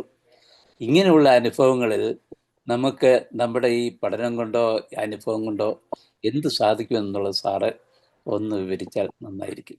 Thank you. സാറ് പറഞ്ഞതുപോലെ ആ കുട്ടിക്ക് ശത്രുത ഇപ്പോഴും കാണണമെന്നില്ല. അതിൻ്റെ ഒരു കാരണം എന്താണെന്ന് വെച്ചാൽ, ഞാൻ 4 വർഷം ജലനിധി പ്രോജക്റ്റിൽ വർക്ക് ചെയ്തു. ഒരുപാട് സങ്കീർണതകളുള്ള ഒരു പദ്ധതിയാണ്. കാരണം ജനപ്രതിനിധികൾ, ഉദ്യോഗസ്ഥർ, നാട്ടുകാരെല്ലാം കൂടെ കൂട്ടി ഒരുമിച്ച് കൊണ്ടുപോയാൽ മാത്രം വിജയിക്കുന്ന ഒരു പദ്ധതിയാണ്. അപ്പോൾ എനിക്ക് 2 സുപ്പീരിയർ ഓഫീസേഴ്സ് ഉണ്ട്. അവർ ഞാനുമായിട്ട് നന്നായിട്ട് ഈ കാര്യത്തിൽ തർക്കമുണ്ടാകും. പക്ഷേ പിറ്റേ ദിവസം ഇങ്ങനെ ഒരു കാര്യത്തെക്കുറിച്ച് ഞങ്ങൾ ഓർക്കാറ് പോലും ഇല്ല. അപ്പോൾ അവസാനം ഞാൻ അവിടെ നിന്ന് പിരിഞ്ഞു പോകുന്ന സമയത്ത് അന്നത്തെ ഒരു IAS ഓഫീസറാണ്. അവരെന്നോട് എൻ്റെ കയ്യെ പിടിച്ചിട്ട് പറഞ്ഞു, നമ്മൾ പല അഭിപ്രായ വ്യത്യാസങ്ങളും ഉണ്ടായിട്ടുണ്ട്, പക്ഷെ അതൊന്നും പേഴ്സണലായിട്ട് എടുക്കരുത്. അത് കഴിഞ്ഞ് ഇപ്പോഴും സർവീസിലുണ്ട്. അതിനുശേഷം ഞാൻ കോഴിക്കോടായിരുന്നു ജോലി ചെയ്തു. ആ ചുറ്റുവട്ടത്ത് ഇവർ 2 പേരിൽ ആരെവിടെ വന്നാലും ഞാൻ അവരെ പോയി കാണുമായിരുന്നു. അപ്പോൾ അവർ ജീവിതത്തിൽ എന്നെ പഠിപ്പിച്ച വലിയൊരു പാഠമുണ്ട്. അതായത് വ്യക്തിപരമായിട്ട് അല്ലെങ്കിൽ പ്രൊഫഷണലായിട്ട് കാര്യങ്ങളുണ്ടാകുന്ന അഭിപ്രായ വ്യത്യാസം ഒരിക്കലും പേഴ്സണലായിട്ട് എടുക്കരുത്. കാരണം ഒരു ഘട്ടം കഴിയുമ്പോൾ ഈ കുട്ടിയാണെന്ന് ചിന്തിക്കുന്നത് നമ്മുടെ കുഴപ്പം കൊണ്ടാണല്ലോ. അപ്പം അങ്ങനെ സ്വാഭാവികമായിട്ടും ആ കുട്ടിക്ക്, പ്രത്യേകിച്ച് അധ്യാപകരോട്, അങ്ങനെ വിരോധം ഉണ്ടാകാനുള്ള സാധ്യത കുറവാണ്. പിന്നെ രണ്ടാമത്തെ കാര്യം എന്താണെന്ന് വെച്ചാൽ, നമ്മൾ ജീവിതത്തിൽ വ്യത്യസ്തമായിട്ടുള്ള അഭിപ്രായങ്ങൾ കാണും, അഭിപ്രായ വ്യത്യാസങ്ങൾ ഉണ്ടാകും. പക്ഷേ അഭിപ്രായത്തിൽ വ്യത്യാസങ്ങളല്ല പലപ്പോഴും ശത്രുതയും വിദ്വേഷവും ഉണ്ടാക്കുന്നത്. അത് പ്രകടിപ്പിക്കുന്ന രീതിയാണ് പലപ്പോഴും പ്രശ്നം ഉണ്ടാകുന്നത്. അതായത് അഭിപ്രായ വ്യത്യാസം ഉണ്ടെങ്കിൽ നമ്മൾ പ്രകടിപ്പിക്കണം. അതല്ലാതെ ഇമോഷണൽ ഇൻ്റലിജൻസിൻ്റെ ഭാഗമായിട്ട് നമ്മൾ അഭിപ്രായ വ്യത്യാസമൊന്നും മൂടി വയ്ക്കേണ്ട കാര്യമില്ല. പക്ഷേ പരസ്പര വിശ്വാസവും ബഹുമാനവും നിലനിർത്തിക്കൊണ്ട് അഭിപ്രായ വ്യത്യാസം പ്രകടിപ്പിക്കാനായിട്ട് നമുക്ക് കഴിയണം. അപ്പം അങ്ങനെ വരുമ്പോൾ ഒരു ഇമോഷൻ ലെഡ് അല്ല എങ്കിൽ നമ്മൾ സ്ട്രോങ് ആയിട്ട് തന്നെ പറയുക, അതായത് ഞങ്ങൾക്ക് ഇത് ചെയ്യാനായിട്ട് പറ്റത്തില്ല. ഞാൻ എത്രയോ പേരോട് നോ പറഞ്ഞിട്ട് അവർ തമ്മിൽ ഇപ്പോഴും അവരുമായിട്ട് ഇപ്പോഴും നല്ല ബന്ധം മെയിൻറ്റെയിൻ ചെയ്യുന്നുണ്ട്. കാരണം എന്താണെന്ന് വെച്ചാൽ എൻ്റെ വാല്യൂസ് ആൻഡ് പ്രിൻസിപ്പിൾസ് ഇതാണ്. കാരണം ഒരിക്കൽ ഞാൻ ജലതയിലായിരുന്നപ്പോൾ 64 പേരെ പോസ്റ്റ് ചെയ്തു. ഈ 64 പേരെ പോസ്റ്റ് ചെയ്തിട്ട് ഈ സാധാരണഗതിയിൽ നമ്മളൊക്കെ വിചാരിക്കും ഇത് പൊളിറ്റിക്കൽ റെക്കമെൻഡേഷനൊക്കെ അനുസരിച്ചായിരിക്കും ഈ ആളുകൾ പോസ്റ്റ് ചെയ്തത്. അതിനുശേഷം ഞാൻ ആ ഡെപ്യൂട്ടേഷൻ ഉപയോഗിച്ച് 7 വർഷം കൂടി ഞാൻ സർവീസിലുണ്ടായിരുന്നു. ഞാൻ 2 വർഷം മുമ്പാണ് റിട്ടയർ ചെയ്തത്. അവർ പലരും വന്ന് എൻ്റെ അടുത്ത് പറഞ്ഞിട്ട് ഞാൻ അത്ഭുതമായി സാറേ, വേറെ ഒന്നുമല്ല, ഞങ്ങൾ ടെസ്റ്റ് എഴുതുകയും ഇൻ്റർവ്യൂവിൽ പങ്കെടുക്കുക അല്ലാതെ വേറെ ഒന്നും ചെയ്തില്ല. പക്ഷെ ഞങ്ങൾക്ക് ഈ ജോലി കൃത്യമായിട്ട് കിട്ടി എന്ന് പറയുന്നു. 3 വർഷത്തേക്ക് ഉള്ളെങ്കിൽ പോലും കിട്ടിയത് ഞങ്ങൾക്ക് ഒരു അതിശയമായിരുന്നു. കാരണം ഇത്രയും പൊളിറ്റിക്കൽ റെക്കമെൻഡേഷൻ എല്ലാം നടക്കുന്ന സ്ഥലത്ത് അപ്പം ഞാൻ പറഞ്ഞു, ഞാൻ അതിനകത്ത് ആകെ ചെയ്തൊരു സൂത്രമുള്ളൂ. എന്താണെന്ന് വെച്ചാൽ 15 പേർക്ക് ജോലി കിട്ടുമെങ്കിൽ 17 പേരുടെ പേരെ ലിസ്റ്റിൽ ഇട്ടുള്ളൂ. അപ്പോൾ റെക്കമെൻഡ് ചെയ്താൽ ഈ മാർക്കുള്ള ഒരു കാര്യമല്ലേ റെക്കമെൻഡ് ചെയ്യുള്ളൂ. സ്വാഭാവികമായിട്ടും അവർക്ക് എവിടെയെങ്കിലും അവരെ നമുക്ക് അക്കോമഡേറ്റ് ചെയ്യാനായിട്ട് പറ്റും. അപ്പോൾ അങ്ങനെ നമുക്കൊരു ഫേം ഡിസിഷൻ ഉണ്ടെങ്കിൽ പറഞ്ഞിട്ട് ജോലി കിട്ടാത്തൊരു പലരും ഉണ്ട്. പല മന്ത്രിമാരും പറഞ്ഞിട്ട് കിട്ടാത്തതുണ്ട്. എന്താണെന്ന് വെച്ചാൽ ടെസ്റ്റിൻ്റെ സമയത്താണ് ഇവർ പറയുന്നത്. ടെസ്റ്റ് പാസ്സായാലേ നമുക്ക് അവർക്ക് ജോലി കൊടുക്കാൻ പറ്റുള്ളൂ. ടെസ്റ്റ് എന്ന് പറഞ്ഞാൽ ഏറ്റവും സത്യസന്ധമായ രീതിയിൽ ഏറ്റവും കൃത്യമായ രീതിയിൽ ചെയ്തു. സാധാരണ എത്ര വലിയ രാഷ്ട്രീയക്കാരാണെങ്കിലും ക്വസ്റ്റ്യൻ പേപ്പർ എടുത്തു കൊടുക്കാനൊന്നും ഇപ്പം നേരിട്ട് പറയുന്ന അത്രയും നമ്മൾ അതപ്പതിച്ചിട്ടില്ലെന്നാണ് എൻ്റെ ഒരു അനുഭവം. അപ്പം നമ്മുടെ ഒരു ഫേം ആയിട്ടുള്ളൊരു തീരുമാനം അത് നമ്മൾ ഒരു അധികം ദേഷ്യപ്പെടാത്ത രീതിയിൽ നമ്മുടെ ഇമോഷൻ കൺട്രോൾ ചെയ്തുകൊണ്ട് പ്രകടിപ്പിച്ചാൽ വിരോധങ്ങൾ താരതമ്യേന കുറവായിരിക്കും. പിന്നെ നമ്മൾ എത്ര നന്നായി പെരുമാറിയാലും പ്രവർത്തിച്ചാലും പ്രതികൂലമായ രീതിയിൽ പെരുമാറുന്നവരുണ്ടാകാം. അത് വളരെ ചെറിയൊരു ശതമാനം മാത്രമാണ്. പിന്നെ നമ്മളൊരു കാര്യം ഓർക്കണം, നമ്മൾ ആർക്കും ഉപകാരം ചെയ്യുമ്പോൾ 2 കാര്യം ഓർക്കണം. ഒന്നാമത്തെ കാര്യം നന്ദി പ്രതീക്ഷിക്കരുത്. രണ്ടാമത്തെ കാര്യം നന്ദികേട് പ്രതീക്ഷിക്കുക കൂടി ചെയ്യണം. ഈ 2 കാര്യം ഓർത്തുകൊണ്ട് ആരെ സഹായിച്ചാലും നമുക്ക് അതിൻ്റെ പേരിൽ വിഷമിക്കേണ്ടി വരികയാണ്. പിന്നെ കുറേ പേരുണ്ട് നമ്മൾ എത്ര സ്നേഹിച്ചാലും ശത്രുത കാണിക്കുന്നത്. അത് നമ്മൾ സഹിക്കുക എന്നുള്ളതല്ലാതെ വേറെ ഒരു പരിഹാരമില്ല. നമ്മൾ വളരെ അർത്ഥഗംഭീരമായ ഒരു വിഷയം, അത് വളരെ മനോഹരമായിട്ട് സംഭാഷിച്ചു. നമുക്കെല്ലാം ഒരു സ്വയം വിലയിരുത്തലിന്റെ സമയം കൂടിയായിരുന്നു. വേദപുസ്തകത്തിൽ മത്തായി ഇങ്ങനെ പറയുന്നുണ്ട്, സൗമ്യതയുള്ളവർ ഭാഗ്യവാന്മാർ, അവർ ഭൂമിയെ അവകാശമാക്കും. ഈ സൗമ്യത എന്നതിനെ ഞാൻ മനസ്സിലാക്കുന്നത് ഈ പ്രതിസന്ധികളും പ്രതികൂലങ്ങളും ഒക്കെ വരുമ്പോൾ അതിന്റെ മധ്യത്തിൽ ശാന്തമായിരിക്കുവാനുള്ള കഴിവാണ്. ഈ 2 യേശുക്രിസ്തുവിന്റെ ജീവിതത്തിലുടനീളം അതുണ്ടായിരുന്നു. കാറ്റും കോളുമുള്ള ഒരു പടകില് യേശുവിന് ഉറങ്ങാൻ പറ്റിയത് ഈ കാറ്റും കോളും യേശുവിന്റെ ഉള്ളിലേക്ക് പ്രവേശിക്കാഞ്ഞതുകൊണ്ടാണ്. എന്നാൽ ശിഷ്യന്മാരെ സംബന്ധിച്ചിടത്തോളം കടലിലുള്ള കാറ്റും കോളിനെക്കാട്ടും കൂടുതൽ അവരുടെ ഉള്ളിലേക്ക് കാറ്റും കോളും വന്നതുകൊണ്ടാണ്. അപ്പോൾ കാറ്റും കോളും ഉള്ളിലേക്ക് കടന്നു വരാൻ അനുവദിക്കാത്ത മനസ്സിന്റെ ഒരു ശാന്തതയുള്ള ഒരാൾക്ക് സാഹചര്യങ്ങളെ നിയന്ത്രിക്കാൻ സാധിക്കുമെന്നാണ് യേശു കാണിച്ചു തന്നത്.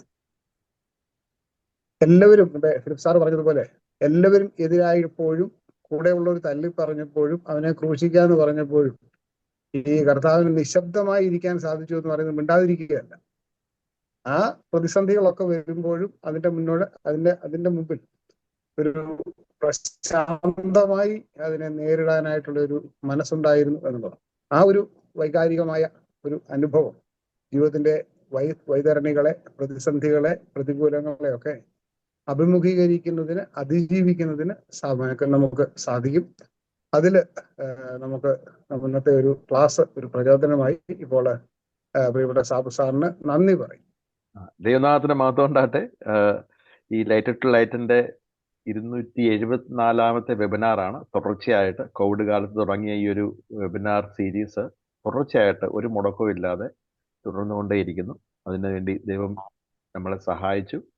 ദൈവത്തിന് നന്ദി പറഞ്ഞുകൊണ്ട് ഞാൻ സാബു സാർ ഞങ്ങളോട് സംസാരിച്ച ഇമോഷണൽ ഇൻ്റലിജൻസ് ദൈനംദിന ജീവിതത്തിൽ എന്ന വിഷയത്തിൽ അദ്ദേഹം സംസാരിച്ചപ്പോൾ വളരെ പ്രായോഗികമായിട്ടുള്ള ചില കാര്യങ്ങൾ പറഞ്ഞു. ഞാൻ അതിനകത്ത് 3 പോയിന്റ് എൻ്റെ കൂടെ എടുക്കുന്നുണ്ട്. 1, ഉയർന്ന രീതിയിൽ ചിന്തിക്കുക. 2, പോസിറ്റീവ് ഫ്രെയിം ഓഫ് മൈൻഡ്. 3, ആരോടും ശത്രുത കൊണ്ട് നടക്കാതിരിക്കുക. ഇതൊക്കെ പറഞ്ഞാണ് സാബു സാർ ഇത് അവസാനിപ്പിച്ചത്. വളരെ പ്രായോഗികമായിട്ടുള്ള കാര്യങ്ങൾ എക്സാമ്പിളോടുകൂടി അദ്ദേഹം പറഞ്ഞു. സാബു സാറിന് ലൈറ്റിൻ്റെ പേരിലും ഇവിടെ വന്നിരിക്കുന്ന ഓരോരുത്തരുടെ പേരിലുള്ള നന്ദി ഈ സമയത്ത് പ്രകടിപ്പിക്കുന്നു. ഈ മീറ്റിംഗ് മോഡറേറ്റ് ചെയ്ത ഡെനി അച്ഛനാണ്. അച്ഛനോടുള്ള നന്ദി ഈ സമയത്ത് പ്രകടിപ്പിക്കുന്നു. കമൻസ് അധികം ആൾക്കാരില്ലായിരുന്നു, എന്നാലും Raj sir, Cherian sir, Philip Kallada sir ഇവരൊക്കെ പറഞ്ഞു. അങ്ങനെ അവരുടെയൊക്കെ കമൻസിലൂടെ ഈ ഒരു വിഷയത്തിന് കൂടുതൽ വ്യാപ്തി നൽകാൻ ശ്രമിച്ചു. അവരോടുള്ള നന്ദി ഈ സമയത്ത് രേഖപ്പെടുത്തുന്നു. മീറ്റിങ്ങിന് വേണ്ടി പ്രാർത്ഥിക്കുകയും പാട്ടുപാടുകയും പ്ലാറ്റ്ഫോം ഒരുക്കി തന്ന എല്ലാവർക്കുള്ള നന്ദി പ്രകടിപ്പിച്ചുകൊണ്ട് ഞാൻ എൻ്റെ വാക്കുകളിൽ നിന്ന് വിരമിക്കുന്നു. നമുക്ക് പ്രാർത്ഥിക്കാം.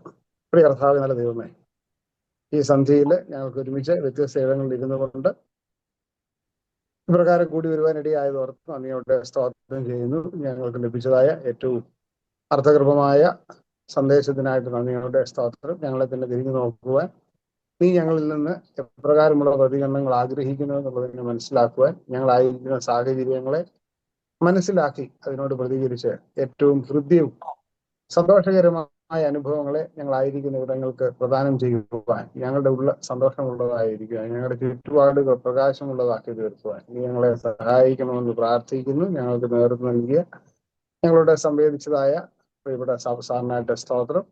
ഈ ഫോറത്തെ മുന്നോട്ട് നയിക്കുന്ന എല്ലാവർക്കായിട്ടും പിന്നെ പങ്കെടുത്ത എല്ലാവർക്കായിട്ടും നന്ദിയോടെ സ്തോത്രം. കർത്താവേ, ഈ രാത്രി ഞങ്ങൾ വിശ്രമിക്കട്ടെ. പ്രഭാതത്തിൽ നിന്നെ ആരാധിക്കുവാനായിട്ട് ഞങ്ങളെ ഉണർത്തണമേ. ഞങ്ങൾ എവിടെയായിരിക്കുന്നു അവിടെയൊക്കെ നിന്റെ സാന്നിധ്യം അനുഭവിക്കാൻ സഹായിക്കണമേ. യേശുവിന്റെ നാമത്തിൽ അപേക്ഷിക്കുന്നു, ദയവുണ്ടായി കേൾക്കുമാറാകണമേ. കർത്താവേ, മിശിഹായുടെ കാവൽ കരുതൽ നാം എല്ലാവരോടും കൂടി ഉണ്ടായിരിക്കുമാറാകട്ടെ.